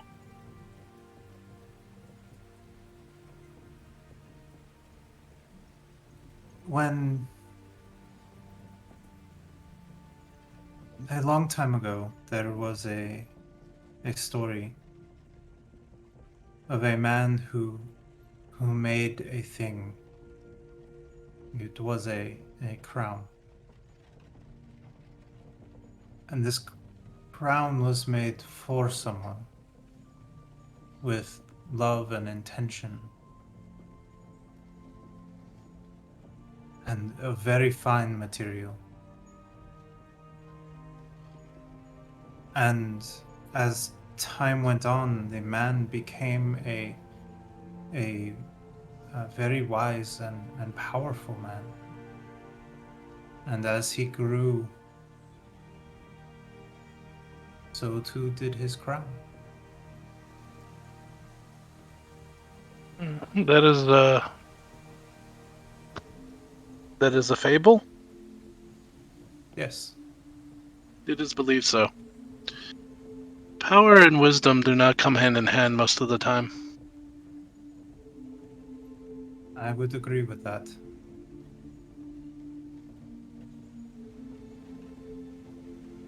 When you make something for someone, it is very special. There's not enough people in this world making things.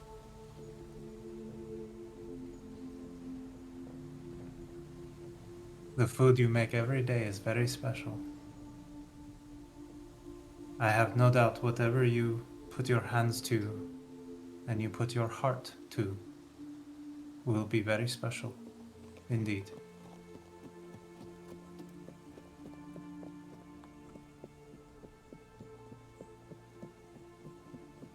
Thank you for letting me watch you. They have There's this nothing. moment where, like, that sounded weird. I'm gonna stop talking now.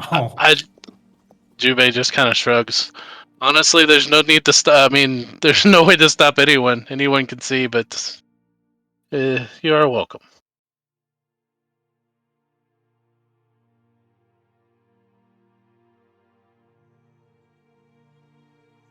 Make sure sure I've talked to everybody. At one point in the end of the journey, Reese, Hmm. your friend there is full of life. Yeah, she doesn't. She likes to just keep doing things, and it's kind of strange.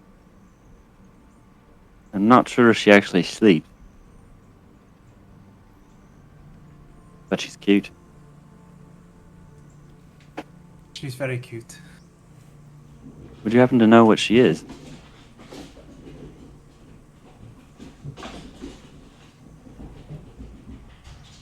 DM blank in the brain pan here, real quick.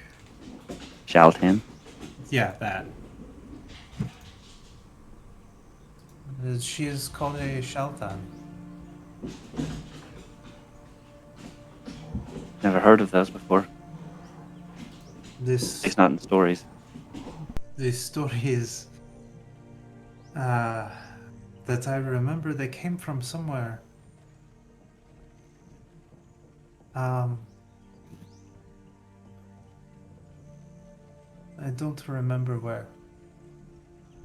We'll just say the heavens. And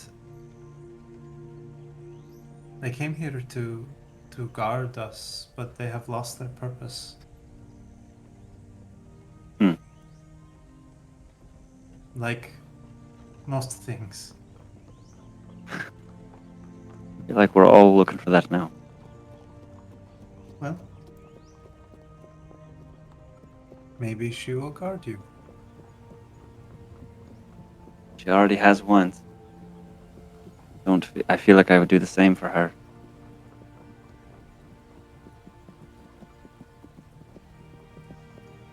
She is smarter than you give her credit.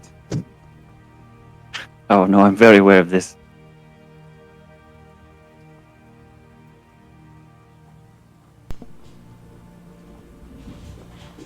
And Oh, she does one of those dives. we are here.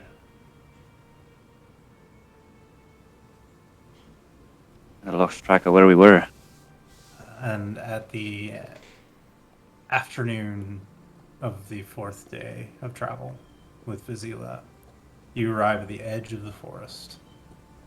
And stretching out before you is this rolling hill land, and in the distance there are mountains, and you know that further north lies Lostharen.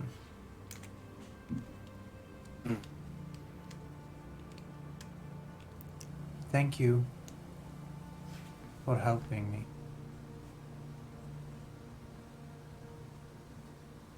Of course. Um, don't be afraid to ask for help if you need it.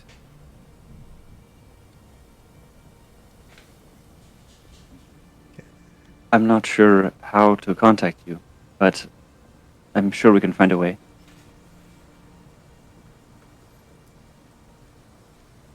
And we'll be back, I think.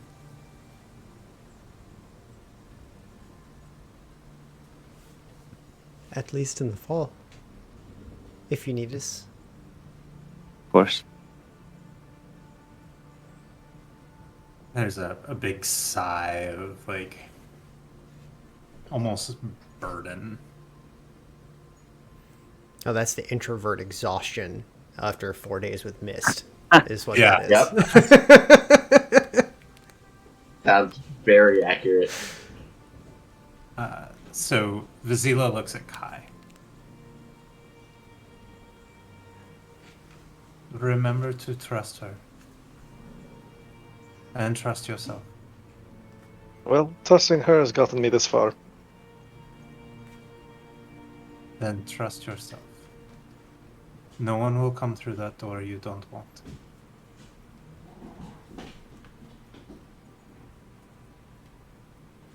Looks at Selu.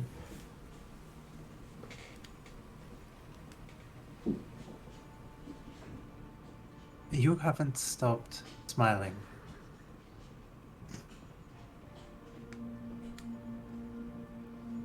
Well, we've been in the forest, so that helps. But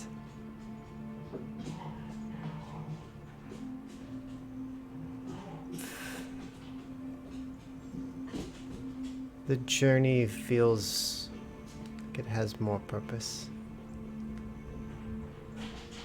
If that makes sense. Yes. The winds have given me a direction, so to speak. They've stopped shifting. For now. Looks at Reese. Don't carry the whole world. He lets out his own introvert's sigh. I wasn't even bothering him. He looks pissed. Don't forget to remember the world. It is beautiful here. That's pretty. Points up at the sky generally. That's pretty. But so's this. Gestures at the forest.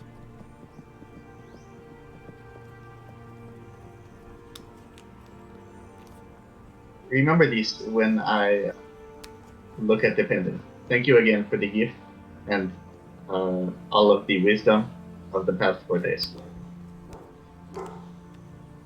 And lastly, they look over at Jubei. Thank you for the food. Thank you for the company. And don't let them forget to see beauty. They haven't learned that's the most important thing in life that's on them. Perhaps someone can show them the way.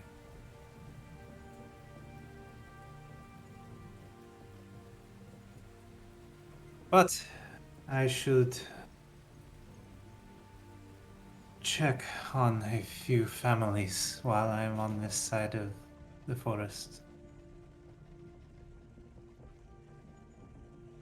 Um.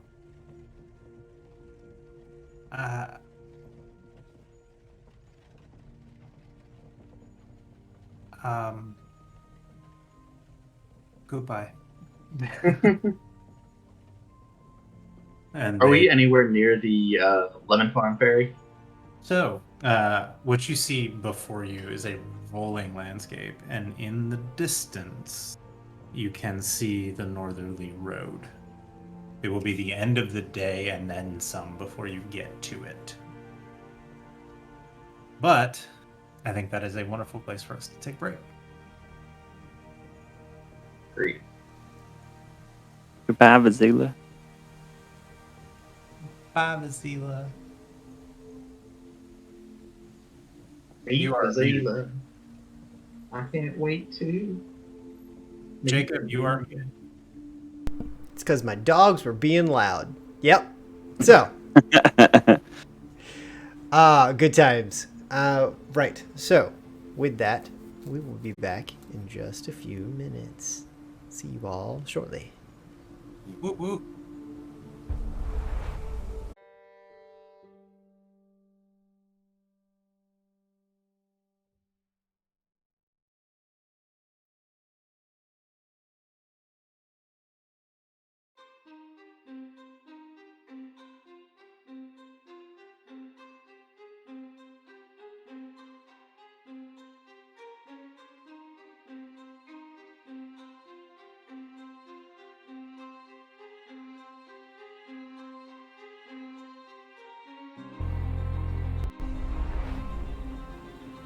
And welcome back, friends. We left off before our short break there with the party parting ways with Vizyla, this strange character, and their companion Swiftmane, and viewing the rolling hills leading to the northerly road ahead of them. You all stand there on your mounts at the edge of the forest. and the path lies before you. Having a moment of remembering leaving the Terran forest, as the group kind of sits there for a moment and Vizyla takes their leave, Selu kind of looks back over the plains, looks back over at Kai, and then just kicks their horse into a run and takes off out into the plains. I will obviously be following.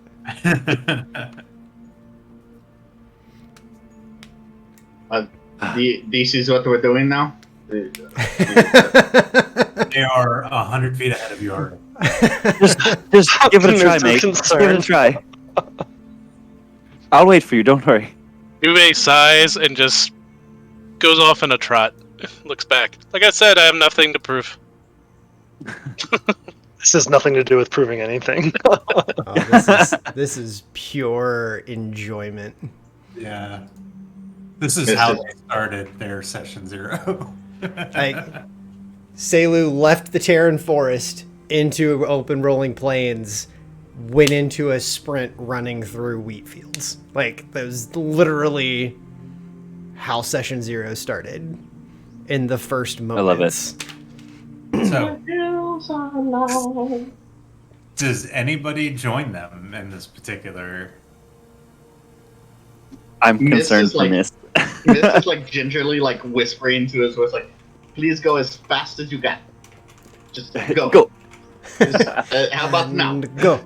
And yeah, and we're maybe walking at this point. Ube is going as fast as he can, as fast as he needs to, just to keep up. Okay. I'm gonna stick with Mist.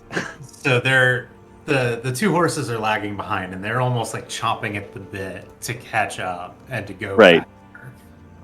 faster. That being able to break into an open run, stretch their legs. Eventually, they start trying to take off on you. Oh, if they want to go fast, I'm gonna let them go. I just don't know how to make a horse go. And because I think you two are the only two who have not spent a decent amount of time on horseback at this point. No. I need a acrobatics check from both of you. Oh no. Your way. Oh no. Oh no. That's a 23. 4. Okay. I got a Nice. 4 + 1, Oh no. so 5. All right. So, Mist, there's a moment where you feel shaken, and you're like, "Oh, this is no law." And then you start to feel the rhythm, and you start to kind of loosen up a little bit and trust your body to flow. And it reminds you of working through acrobatic routines and juggling routines and just trusting that muscle memory, that process, and you're finding the rhythm. And if you wish to feel whatever way you want to about it, but there's an excitement and a infectious energy that comes from horseback riding. It did what I told it to, and I'm just like screaming as I leave Reese behind. Reese, Yes. buddy, Yep. as Mist takes off, your horse takes off too, Of course. without you. Yep. And nothing broken but your pride. Right. And you are eventually able to catch up, and I imagine Kai, being the most experienced at wrangling a loose horse,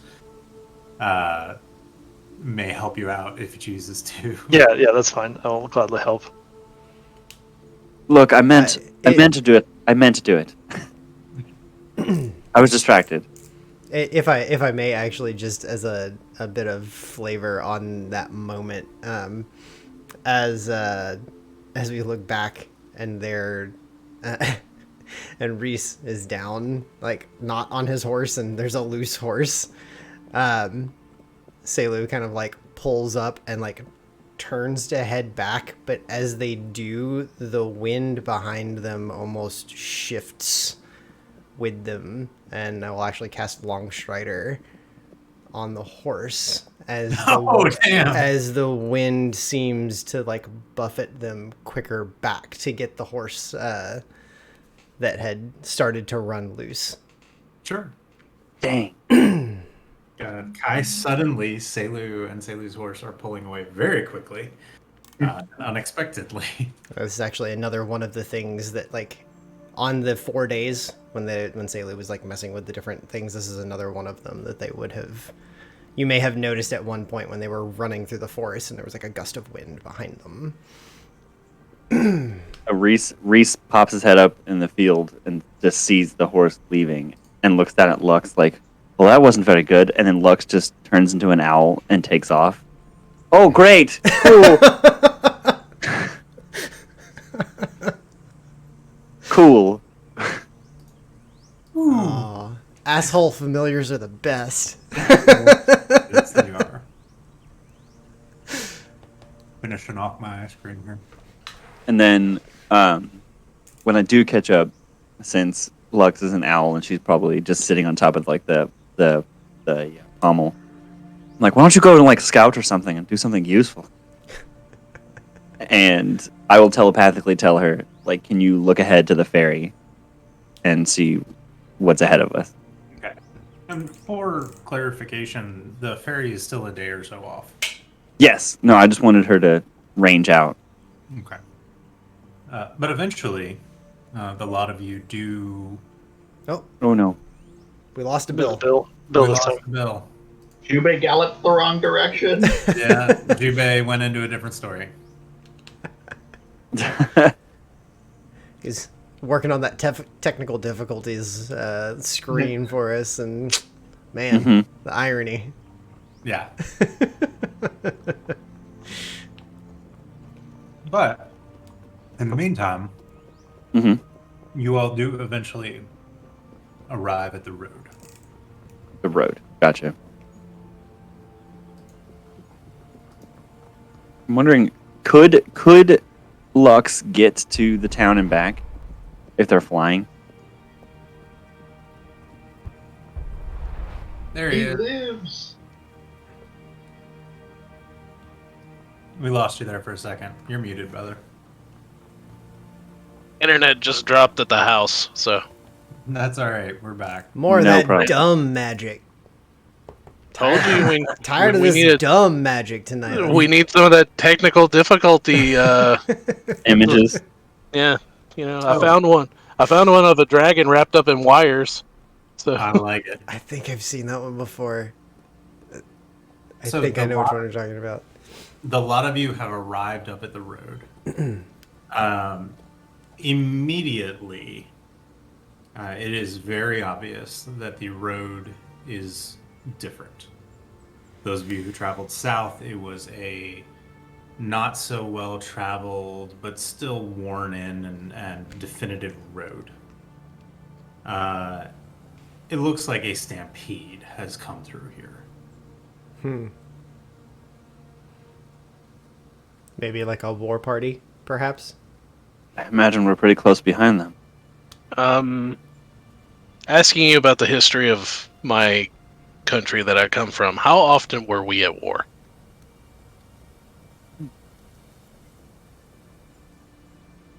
I would say definitely not Edo period kind of at war, but it wasn't uncommon. But did we war with mostly people outside our borders, or did shoguns usually war with each other? Mostly outside your borders. Internal disputes were usually handled at court. But Makes sense. Jubei has seen war. Yes. And is that basically what he's seeing now? Roll a survival check for me, Jupei. If I may, and you're welcome to put this as like an advantage towards something else. Well, I guess this is kind of a separate thing. While he's kind of investigating that, I would like to try and see if I can tell how long ago it seems like they moved through. Okay. That's a natural 20 with a +1, so that's Nice. a 21. Good time. Of all things to get a natural 20 on, a damn survival check. Nice. Jubei, your experience with Draken riders and marching infantry and wagons and war engines and things, there was always an order to it. That discipline in the army, in the training, and the mentality and the culture. There is none of that here. Does it look more of Bandits. Does it look more like people running for their lives? So with your roll, the tracks go south to north. There are several score horses. And they were moving at a high rate of speed with very little organization. Difficult to tell much more, but it kind of fits the scenario you're expecting. The leisurely 2-week trip you all took the first time heading south could be done in a week or less, riding hard.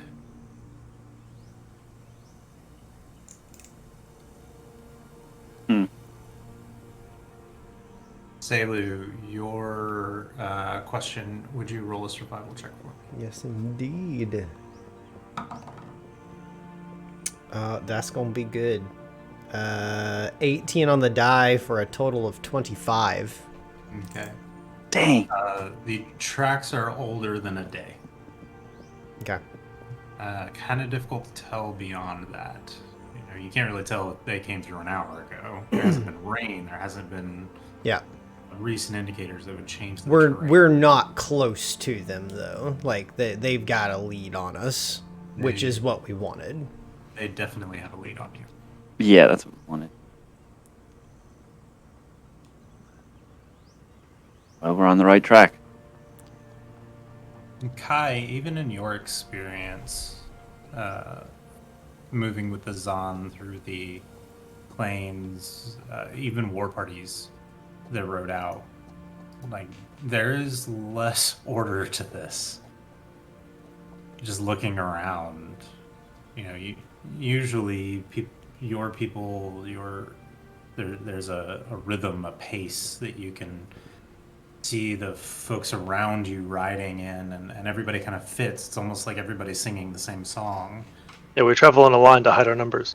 You were waiting for that. But there's none of that here. No. It is a breakneck pace. And looking at it, it's almost shocking no one is lying dead on the ground in front of you, trampled. Yeah, I probably voice my concern for their horses, honestly. As hard as they're riding, it certainly seems we've got the amount of time we wanted between them.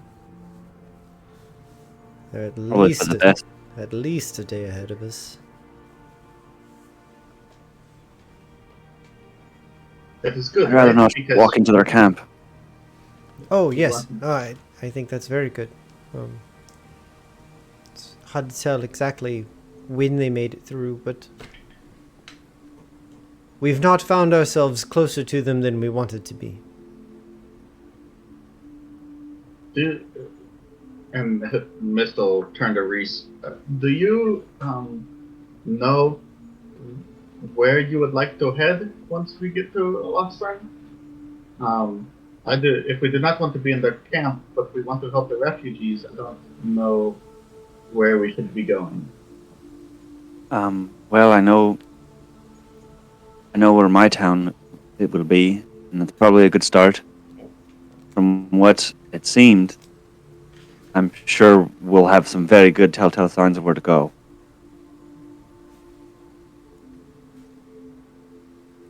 Basing out on the name, but I think Joseph pointed me towards his town, which I would know.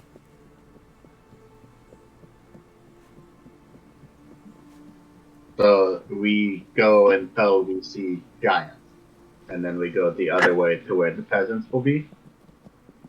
Well, hopefully we get there and we can help the people get away from the giants. Ah, whatever keeps me away from the giants. Sure. All right. I don't know that I want to get too up close and personal with these giants, but I would like to see them. I've never seen a giant before. Well, our purpose of coming here is to protect the people, right? Well, don't get me wrong. Right. They're priorities, but I can't help be curious. But my point was, if we plan on protecting the people, I imagine we will be getting up close to the giants. Well, if we do a very good job of protecting the people, we keep them far away from the giants, I think. Yes, but not us. That's a tomorrow Reese problem, not today. Kai starts talking about getting up close to the giants, and like he just pats the dagger on his hip, and he's like, hey, "I don't, no, thank you." So after Reese says that's a tomorrow Reese problem, I'm like, what does tomorrow Reese know that we do not know today? What can tomorrow Reese tell us? That's a Ben question, not a Reese question. No.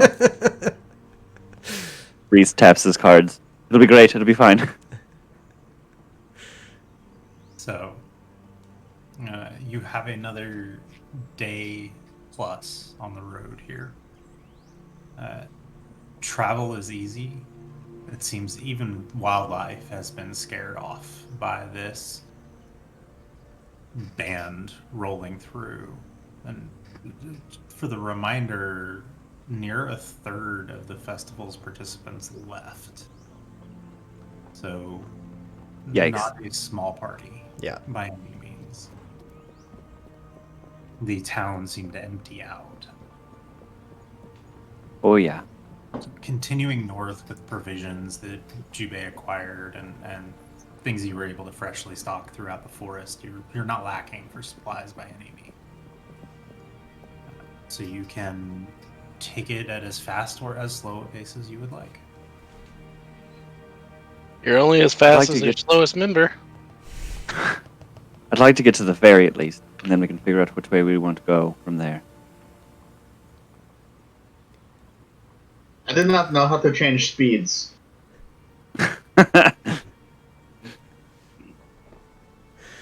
He's been doing better than me, so. Reese is just white knuckling the battle. So for a little bit of generosity and life experience, riding a horse over the course of a day or two or three or four, you start to learn things. You are sore. Mm-hmm. Days and places you never thought you would be sore. However, as the 2 remaining days of your travel wind down, or travel through the rest of this day, an entire full day, and then after the second night, you do eventually find yourself cresting a hill, looking down at a wide river, expanding horizon to horizon. And nestled down on the other side is a small little hamlet that some of you, I guess I should probably take Vizyla off the map here, that some of you will recognize as the Lemon Farm Ferry. There it is. Tracks are chaos all the way down to the shoreline. And finding yourself at the shoreline, you find yourself waiting for the ferry. And eventually, a male figure comes across, looks over, waves, goes back into the farmhouse, and comes out with another individual. So is this... I'm sorry, is this the 18th that we've made it to the ferry? It was the 16th when we left Vizyla, so the rest of that day, and then So Correct. 17th or 18th. We are on the 18th. Okay, cool. Sorry. No, you're fine.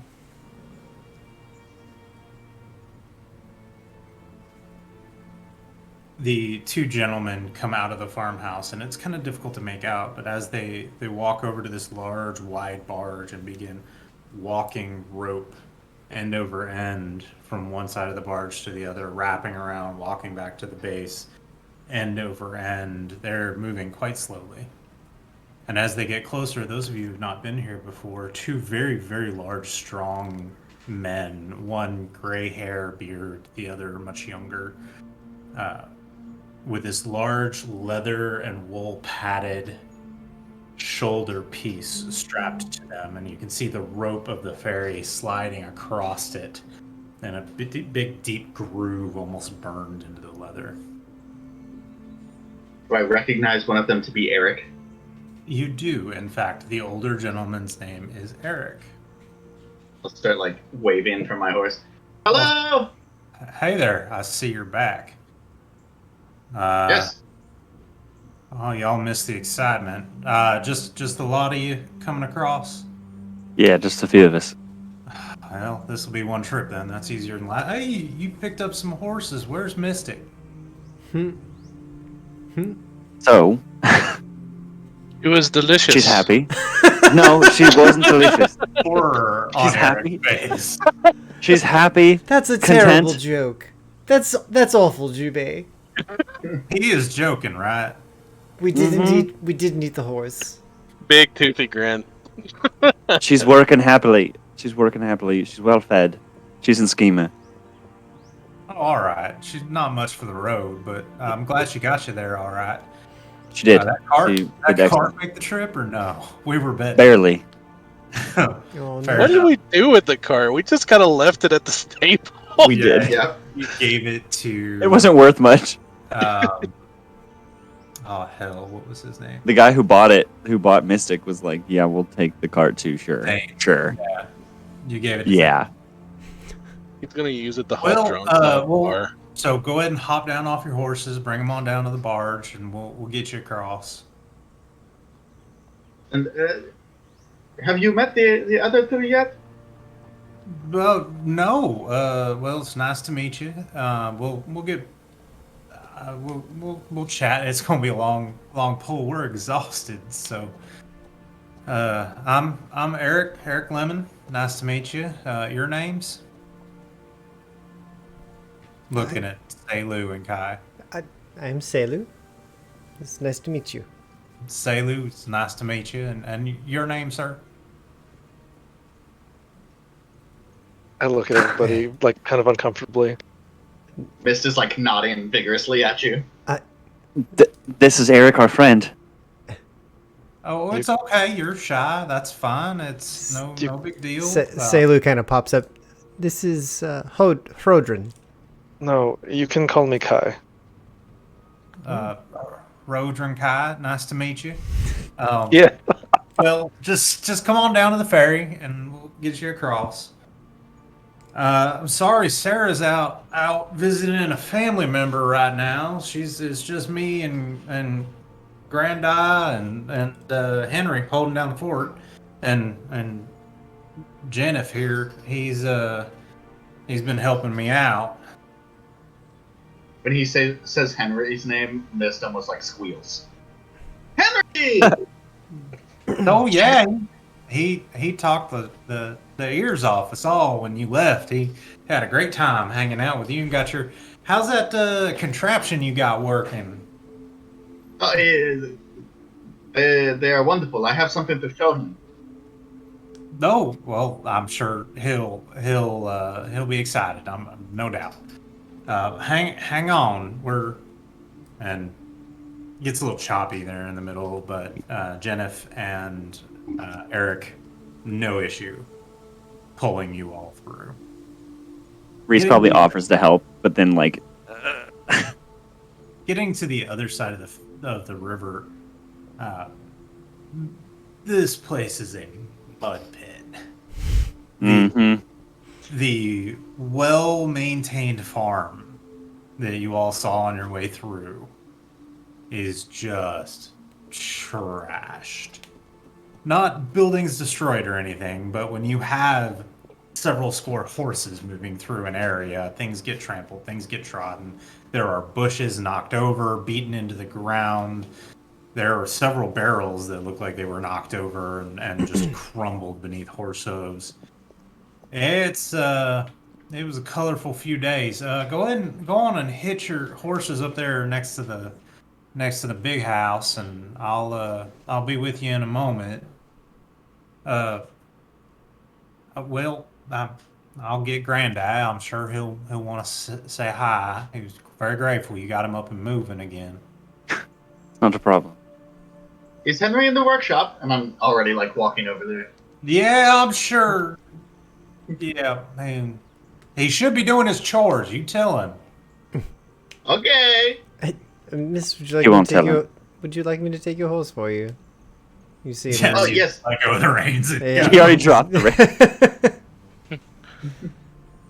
Well, I'll be right back. Hey, Jen, if you don't mind going and unlocking the storehouse, I'm sure they'll be needing provisions or something. Yeah, I'll do it. And the Thank you. gentleman he referred to as Jennifer just wanders off towards the storehouse. I'll go get Granddad. You don't have to talk to him much. He'll talk your ear off. But I mean, I can walk with you to him if it'd be a problem to bring him here.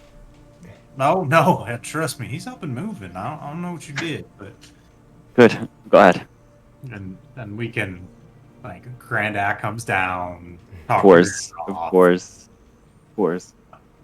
It's like a lot of like goodbyes and then like goodbyes and then like good to see you. Okay. Okay, Granddad, I got Okay. Yeah, Granddad, I gotta. Yes. And eventually, Granddad goes off, and Eric, y'all missed quite a show here a couple days ago. I'm gonna hazard a guess that's why you're here. Yes, we are. We're actually heading north after them, but trying to keep a little bit of space between them. Yep, I can imagine. I got actually something for you, sir. Y'all come over to the storehouse with me. Sure. Kind of as we tie off the horses, like before we gather back up over that direction, Selu like takes a moment, like with Kai. I'm sorry, I wasn't trying to presume about. You have nothing to apologize for. I am learning. I can understand that. I don't mean to push any decision for you. You're certainly capable of doing that yourself. I did not feel pushed. It just does not come natural to give my name so freely. Understandably so. But I am not home, so this is the custom here. Quick cutscene over to Henry's workshop. Mist, you round the corner to this small shed that is Henry's workshop, and before you even get there, you hear bing, bash, clang, dang it!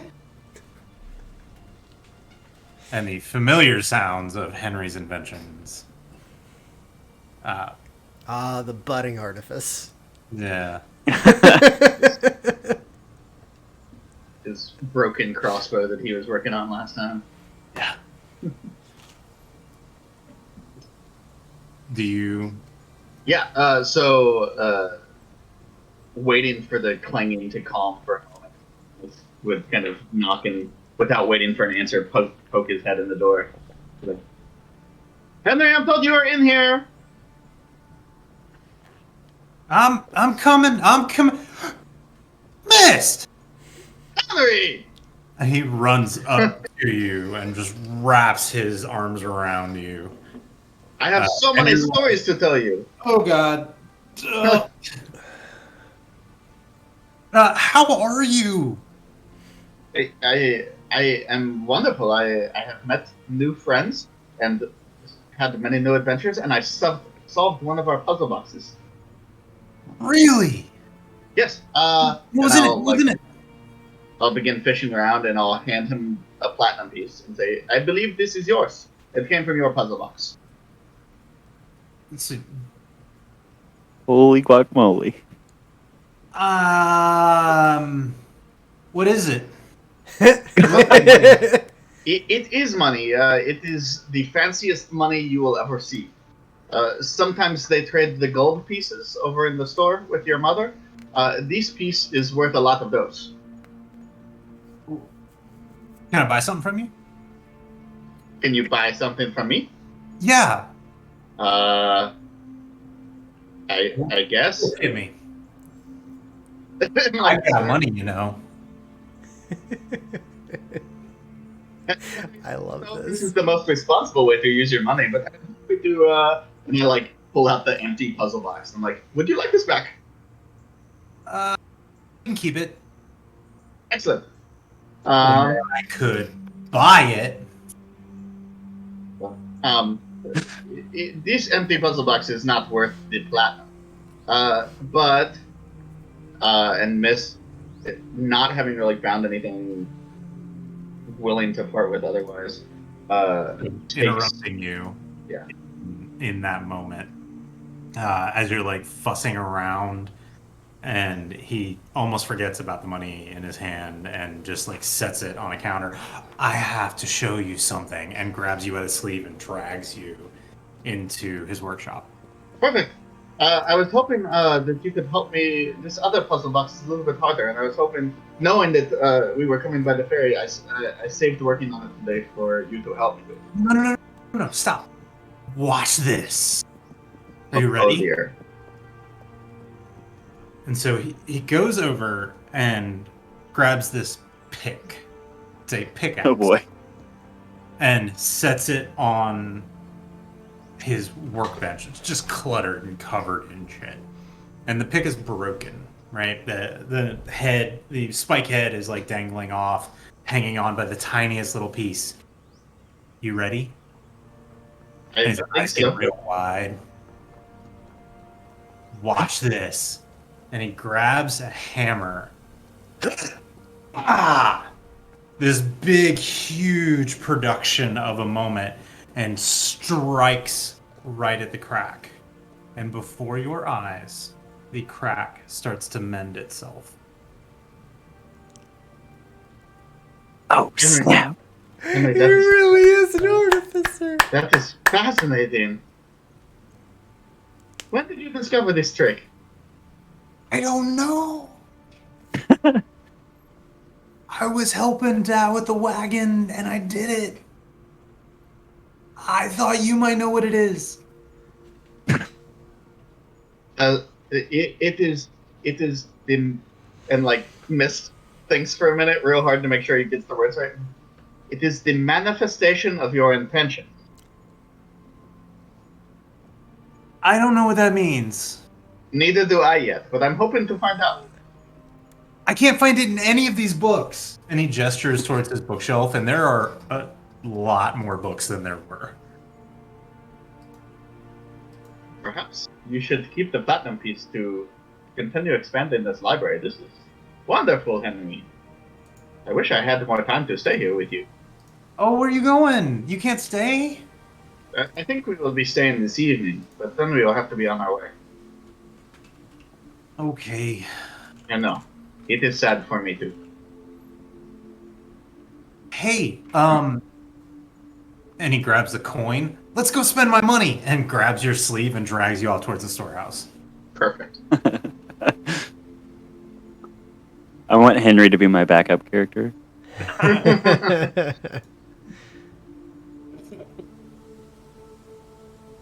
Yes, he is an artificer. Yes. And in any free time that I have with Henry, I'm telling him stories of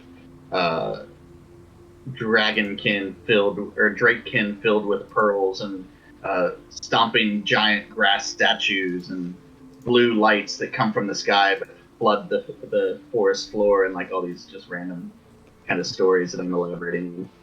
Wonderful. Very embellished. Oh yeah, So back at the storehouse. flying islands propelled by jetpack. Yeah. Back at the storehouse. Well, come on in. I gotta say, they wiped us out, but I got something here for you, friend. Hang on just a second. And he rummaging through. I don't know where Sarah keeps any. How does she find anything? And dives into her clearly organized book, trying to find something. Immediately, the three of you who have been here before notice one very large difference. Mm-hmm. Is the fancy thing above the counter gone? There is a Yeah, that's sword what I was wondering. circlet that are missing. Yeah. The case is gone. The other things you notice are the place is nearly wiped out. Like there's almost nothing. Here we go. This is for you, I think. Sarah would know better, but I'm just going to trust my judgment here. I trust your judgment, and I take it. And there is a wax seal on it that is the familiar house colors of house crest of Jarl Josef Kellner. Ooh. And Okay. it is addressed to friend. You did give this to the right one. Thank you. Oh, good. I'd hate to have to kill you. No, I don't. I would hate that as well. Right? That just sounds messy. You seem like an I honorable will- failure. I would hate to kill you. I would hate to kill you. And about this time, Miss and Henry enter the room. We have money will to crack the seal. spend. There's nothing in here. Yeah. I will crack the seal and open the letter. Okay. It says, and I will share this in chat. Friend, if this note has found you, then things may look a little brighter in the coming months. If I am just writing to no one, then perhaps you will live and be happy. But against hope, I write anyway. We provision here at the ferry only briefly before our company parts.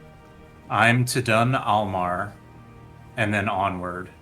You will find me if you come north at Dun Kellner, raising the banners, whatever that actually means in these times.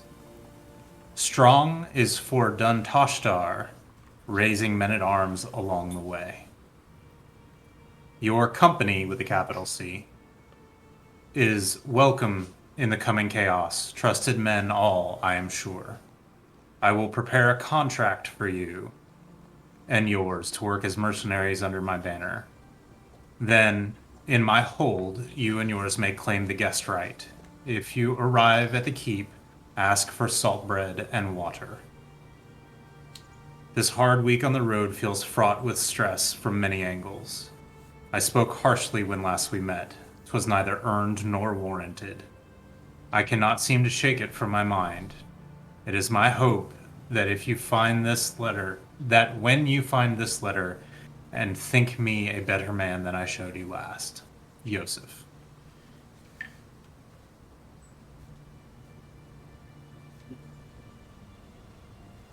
Well, I know where we're going now. Where's that? I think it's gonna for my friend.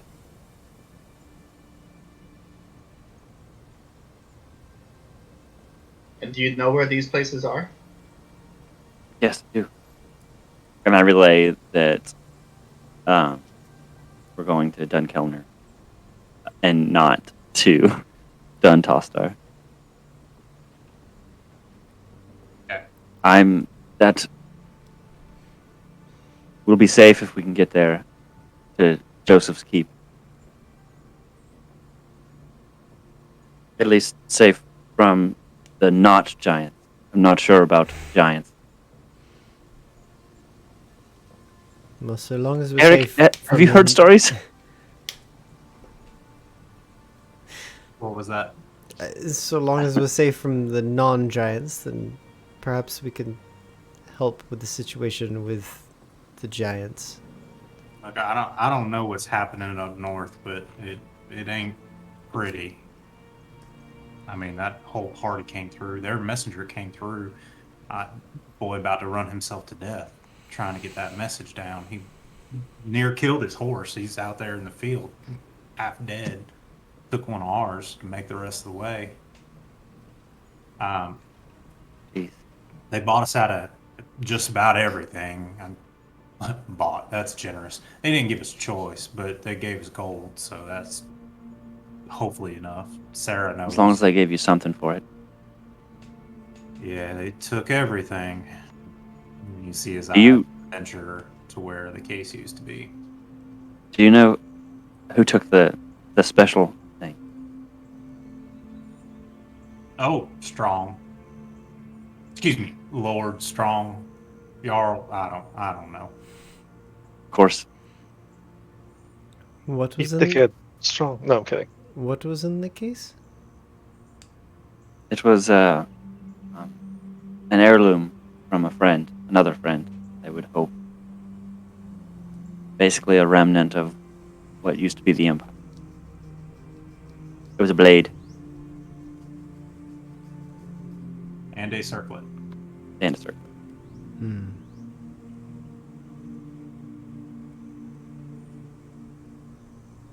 Is there anything that we could help you with? Obviously, since you're cleared out. Oh no, honestly, I think we'll be all right. It's springtime, so crops get in the ground here soon enough. They didn't trample none of the grow fields, so we'll be okay.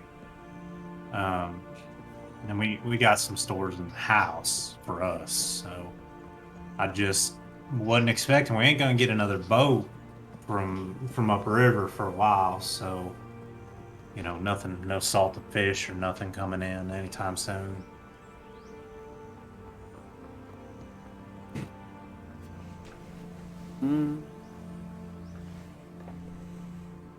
And for your clarification, there will be a map forthcoming. It's just not here this evening because I haven't. You're good. From How your dare you? right. From your position, you are on the southern edge of the Lostharen states, or the Warring states, along the River Evrian. Heading north, there is the Crownwood, and then beyond is Dun Almar. And each of the duns are large strongholds. There are watchtowers and keeps all over the countryside, but the duns are like district capitals almost. Many of them have fallen to ruin in the last several years. But Dun Almar is along the road to Dun Kelner. You can circumvent it, work your way around it, etc. But that is heading northwest, and then further northwest along the Sispin River, a lot closer to where you hail from, but not quite all the way, is Dun Kelner, which is kind of the most central fortress in the region.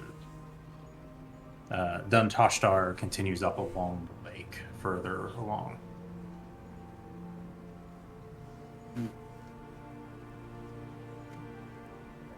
Well, and about that time, Henry pipes up, "I would like to spend my money, please." Where did you get money?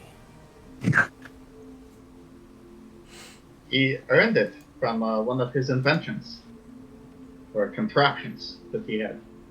Right.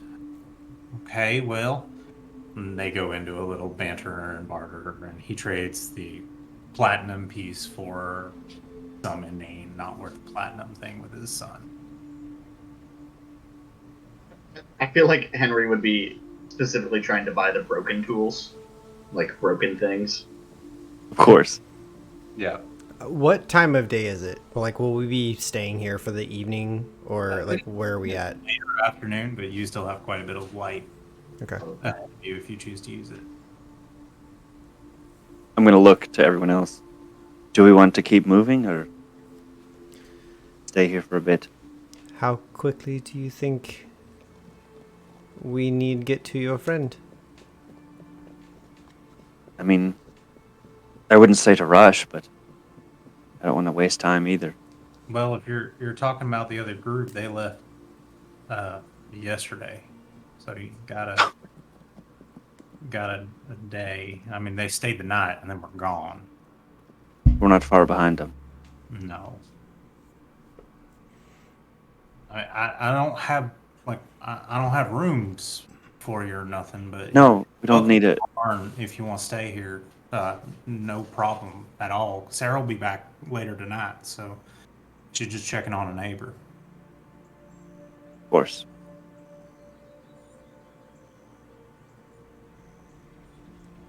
We'd appreciate that, actually. Stay in bed. Perhaps give a bit of time before we catch up to the inevitable. Right. Because there's. We'd be happy to help out while we're here with Well, anything. That'd be lovely of you, but there ain't much to do. I was gonna go down and fish, catch something for dinner, and then a couple of chores around the house. I'm sure Grandad will love to talk to you more. I'm sure he will. Feeling like losing your mind, but we're okay, I guess. Like I said, they took everything they could. They wasn't bolted down, but we'll be all right. I mean, ain't much need doing. I don't want us to impose on you for food and the like. If your stores are capable. short, we Honestly, can come up with our own rations if need be. We should have enough provisions to last us several more days.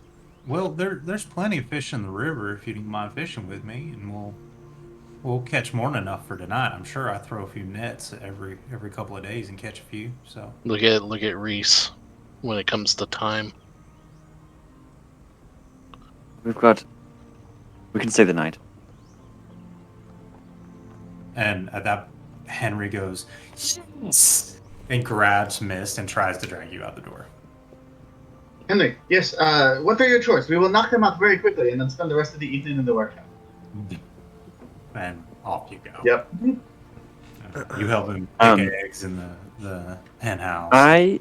Things he should do in the morning. am looking at Eric. Is he having that southern hospitality, like, it's no big deal, but it's actually a big deal? Roll an insight check. I don't want to put him out. That is 18 plus 3. So 21. You get the feeling that he knows what's in your coat pocket and would offer it to you regardless. Mm-hmm. Okay. Then, yeah, we'll accept it. Well, Are you all fine with staying the night and doing a bit of fishing and then heading out in the morning? I'd actually like to talk to Sarah anyway. It's been a while since I've cast a line. Sure. Sounds relaxing. I think perhaps you could use a night off of a saddle. Actually, that's really what I'm after. I am happy to fish as well. Jubei, do you fish? No, he dragon person. I've been known to. Sounds Except sounds like a great chance for meditation. we typically we use bows and arrows and spears. Oh, I've tried that before. I haven't gotten very good at it yet, though. I usually just resort to a line. This is how I fish as well, with the spears. That's what the javelins are for. Literally. I did see a traveling merchant once. It was very interesting. He had these clay pots that smelled horrible, and they sparked, and he would light it and throw it in there, and Of course. and, All these course. fish would come floating to the top. Well, that just sounds unsporting to me. Fish tasted What? awful. They tasted a sulfur afterwards. What's the fun in that? Oh, No sense of hunting at all. speaking of which, think. And he reaches under a counter and brings out a small little pouch. This was with the letter. I'm sorry, and hands it to you. I'll open it. And it is a small little pouch of maybe a tablespoon or two of salt. And this immediately sparks a memory in your mind of the guest rate. For the host in Lostharen provides the bread and water, and the guest is supposed to provide the salt. I close it, slide it into my jacket. Thank you. Yeah, That's I'm pretty sorry, important. I forgot about that. That would have been bad. Karma being what it is and all. But, Not a problem. We would have figured it out. yeah. Well, let's get some chores done so we can fish. Yeah. Sure. Sure enough. And is there anything in particular anyone else would like to do? I would like to use my daily attempt at the puzzle box again. Sure. Go ahead and roll for it. Roll with advantage as Henry is helping you. Yeah. Oh yeah. Um, Jimmy Neutron Boy genius here. okay. 13 on the die, 18 total. Okay, that is a success. Slowly picking up traction from my first 2 failures in a row. That's all right. That's all right. It just takes time. Yeah. Anybody else? Not specifically along the lines of like what's going on with the fishing or anything along those lines, but whenever we kind of like settle down for the evening while food's being cooked, I would like to take out my tattoo kit and the henna and do some practice on my hand of different designs and whatnot with the henna ink. Just spending some time with it. Sure. And as the evening wears on, the chores are done. Eventually, Sarah does return late in the evening, just in time for supper. The sun setting on the horizon and the direction laid before you. Questions, I'm sure, but they can wait till the morning. And that, my friends, is where we will leave all tonight. That's great. Well done. Thank you. Also, I was- Henry. Oh, Mist would have been doing his own magic tricks with Henry. Since Henry was nice enough to show him Mending, he would show him Minor Illusion and Mage Hand. You get the feeling that that's all he knows. Thus That's far. cool. I Totally just cool. want him to feel welcome with it, right? So, like, as a kid, being able to do things that no one else can do, Yeah. like, Mist is trying to make him feel as comfortable and empowered with it. And That's That awesome. Mhm. and if this gets shared later, then Reese will 100% join the fun. Well, we can address that next session. So. Sure. Awesome. Well, in tradition for us here at the Forever DMs, I would like everybody to roll off for me to see who goes first on accolades. Not Derek. In tradition, I rolled absolute awful. I rolled that. I rolled in that one. So Oh, what? 20 to 15. Second natural 20. All right. Oh my god. I think I'm gonna be next after that with a 12. Oh, wow. Who's next after 12? All 5, right. 3, and 1. Patrick, Oh God, Sean, there's and Derek. so many choices for tonight. Yeah, Bill, if you don't mind leading us off for accolades. Yeah, honestly, I've got to give it to with everybody discussing magic tonight and their abilities, or just abilities that aren't really magical but racial. Mystic and his reaction of trying to determine So his far, own power. I was enjoying that, and so I've got to give it to Sean. Thank you. Awesome. Up next is Jacob. I have to be a little bit selfish with the moment on this one. Reese's care of the flower that Selu gave him was super cool. I really appreciated that. I thought it was a cute touch. Yeah. Up next, Patrick. I I loved the moment coming out of the woods, the awkwardness on the horse, but like it was everybody. It wasn't just Mist being awkward, also just Selu and Kai just running off. And so I would probably give this to Kai for like all of the animal stuff, like through this of like Novara and like learning about it, and like when we get on the open, they're like, yeah, fuck it, let's just run, let's just go, and being super. Yeah, I loved all the animal stuff. Awesome. Sean.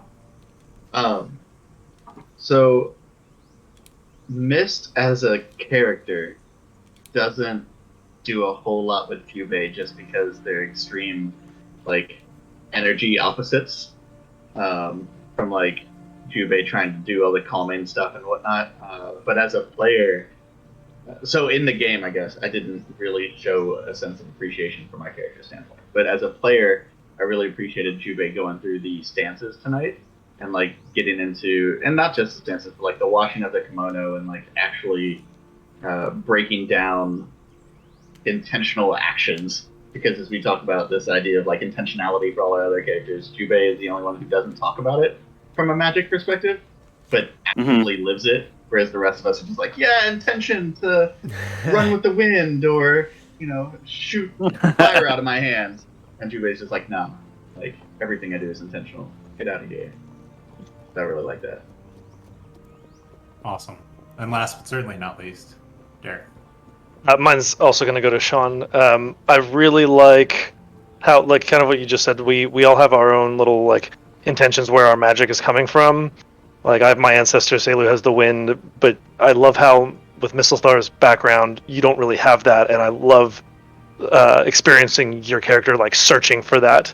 So I love the moment that we had in the forest, but you like continued it after that. I love the you trying to figure out what your connection to your magic is. That's been really cool to watch. Thank you. I agree. And accolades from the GM, starting from the top. Bill or Jubei, the moment in the stream, actually. The night with washing your kimono, those intentional actions, as Derek said, and Sean said, excuse me, and then going through the forms in the morning, almost the transition from the wandering carefree man to the kind of warrior side of yourself that you're knocking the dust off of as you head north into whatever this is, was such a cool moment. And even though it was subtle, it still carried a lot of weight. And I love those moments out of Jubei. Selu getting out of the forest, hands down. Like, I saw the grin on your face when you saw the art, and I knew that was what was going down. Just that carefree, joyous run out in the fields. Such a great callback to your session 0. It's such a beautiful reminder of that side of Selu. Patrick, a whole lot for you tonight. The experimenting with Lux and giving Lux. A lot of people take their familiars and don't give a ton of personality to them, and I'm guilty of that myself, where like I just hint at personalities and not let that take up a ton of screen time. But you just, Lux is this fully fleshed character that is just marvelous, and it's so much fun to see that interaction and from working on training to the reaction on the horse. Was Yeah. Sean, man, there were half a dozen moments, but I have been looking forward to you getting back to Henry and that reveal coming from him, and the fact that you take the time. And I realize some of this is like influence from profession, but also influenced from your character's upbringing and your character's past experiences, making sure he feels comfortable and welcome and accepting for who he is, which is especially given kind of the state of magic in the world around you. So cool. And Derek, last but not least, the trust that you put in the DM with kind of that trust the process meme, especially at the beginning where you were like, how do I get my horse out of here? And Vizyla was like, I don't know, you just do. And you kind of trusted that process, and that led into, in my opinion, the most cinematic moment of the episode. That running, striding, Navarra's next to you, leaping up on, like, that whole moment was just awesome. And as a DM, I really appreciate the trust there with that moment. There are a million moments for all of you for the rest of it, for sure. Yeah, definitely. This episode, I have to give the inspiration point to Selu for the running out of the woods moment as just a hands down standalone glorious character moment. So Thanks. yeah. Hope you all enjoyed it. Looking forward to your feedback as the week goes on. Really fun episode. We're getting us into where we're going, kind of the turn the page episode. Looking forward to seeing what happens here in 2 weeks when we return on Oh, man. 22nd of June. Again, those of you watching this now, or After my birthday. that's right. That is one of the few birthdays actually marked in my calendar. That's the joy of my longest romantic relationship right here. This cat has climbed me He has. this entire stream. But tune in on Saturday morning at 9 a.m. Eastern Standard Time for the next very traumatic episode of the 15th for our next Shooting the Crit episode, and the 22nd for the next episode of this game right here. Thank you very much for watching, folks. Thanks for hanging out, everybody. We'll see you next time. And remember, being kind is always a free action. Absolutely. Peace.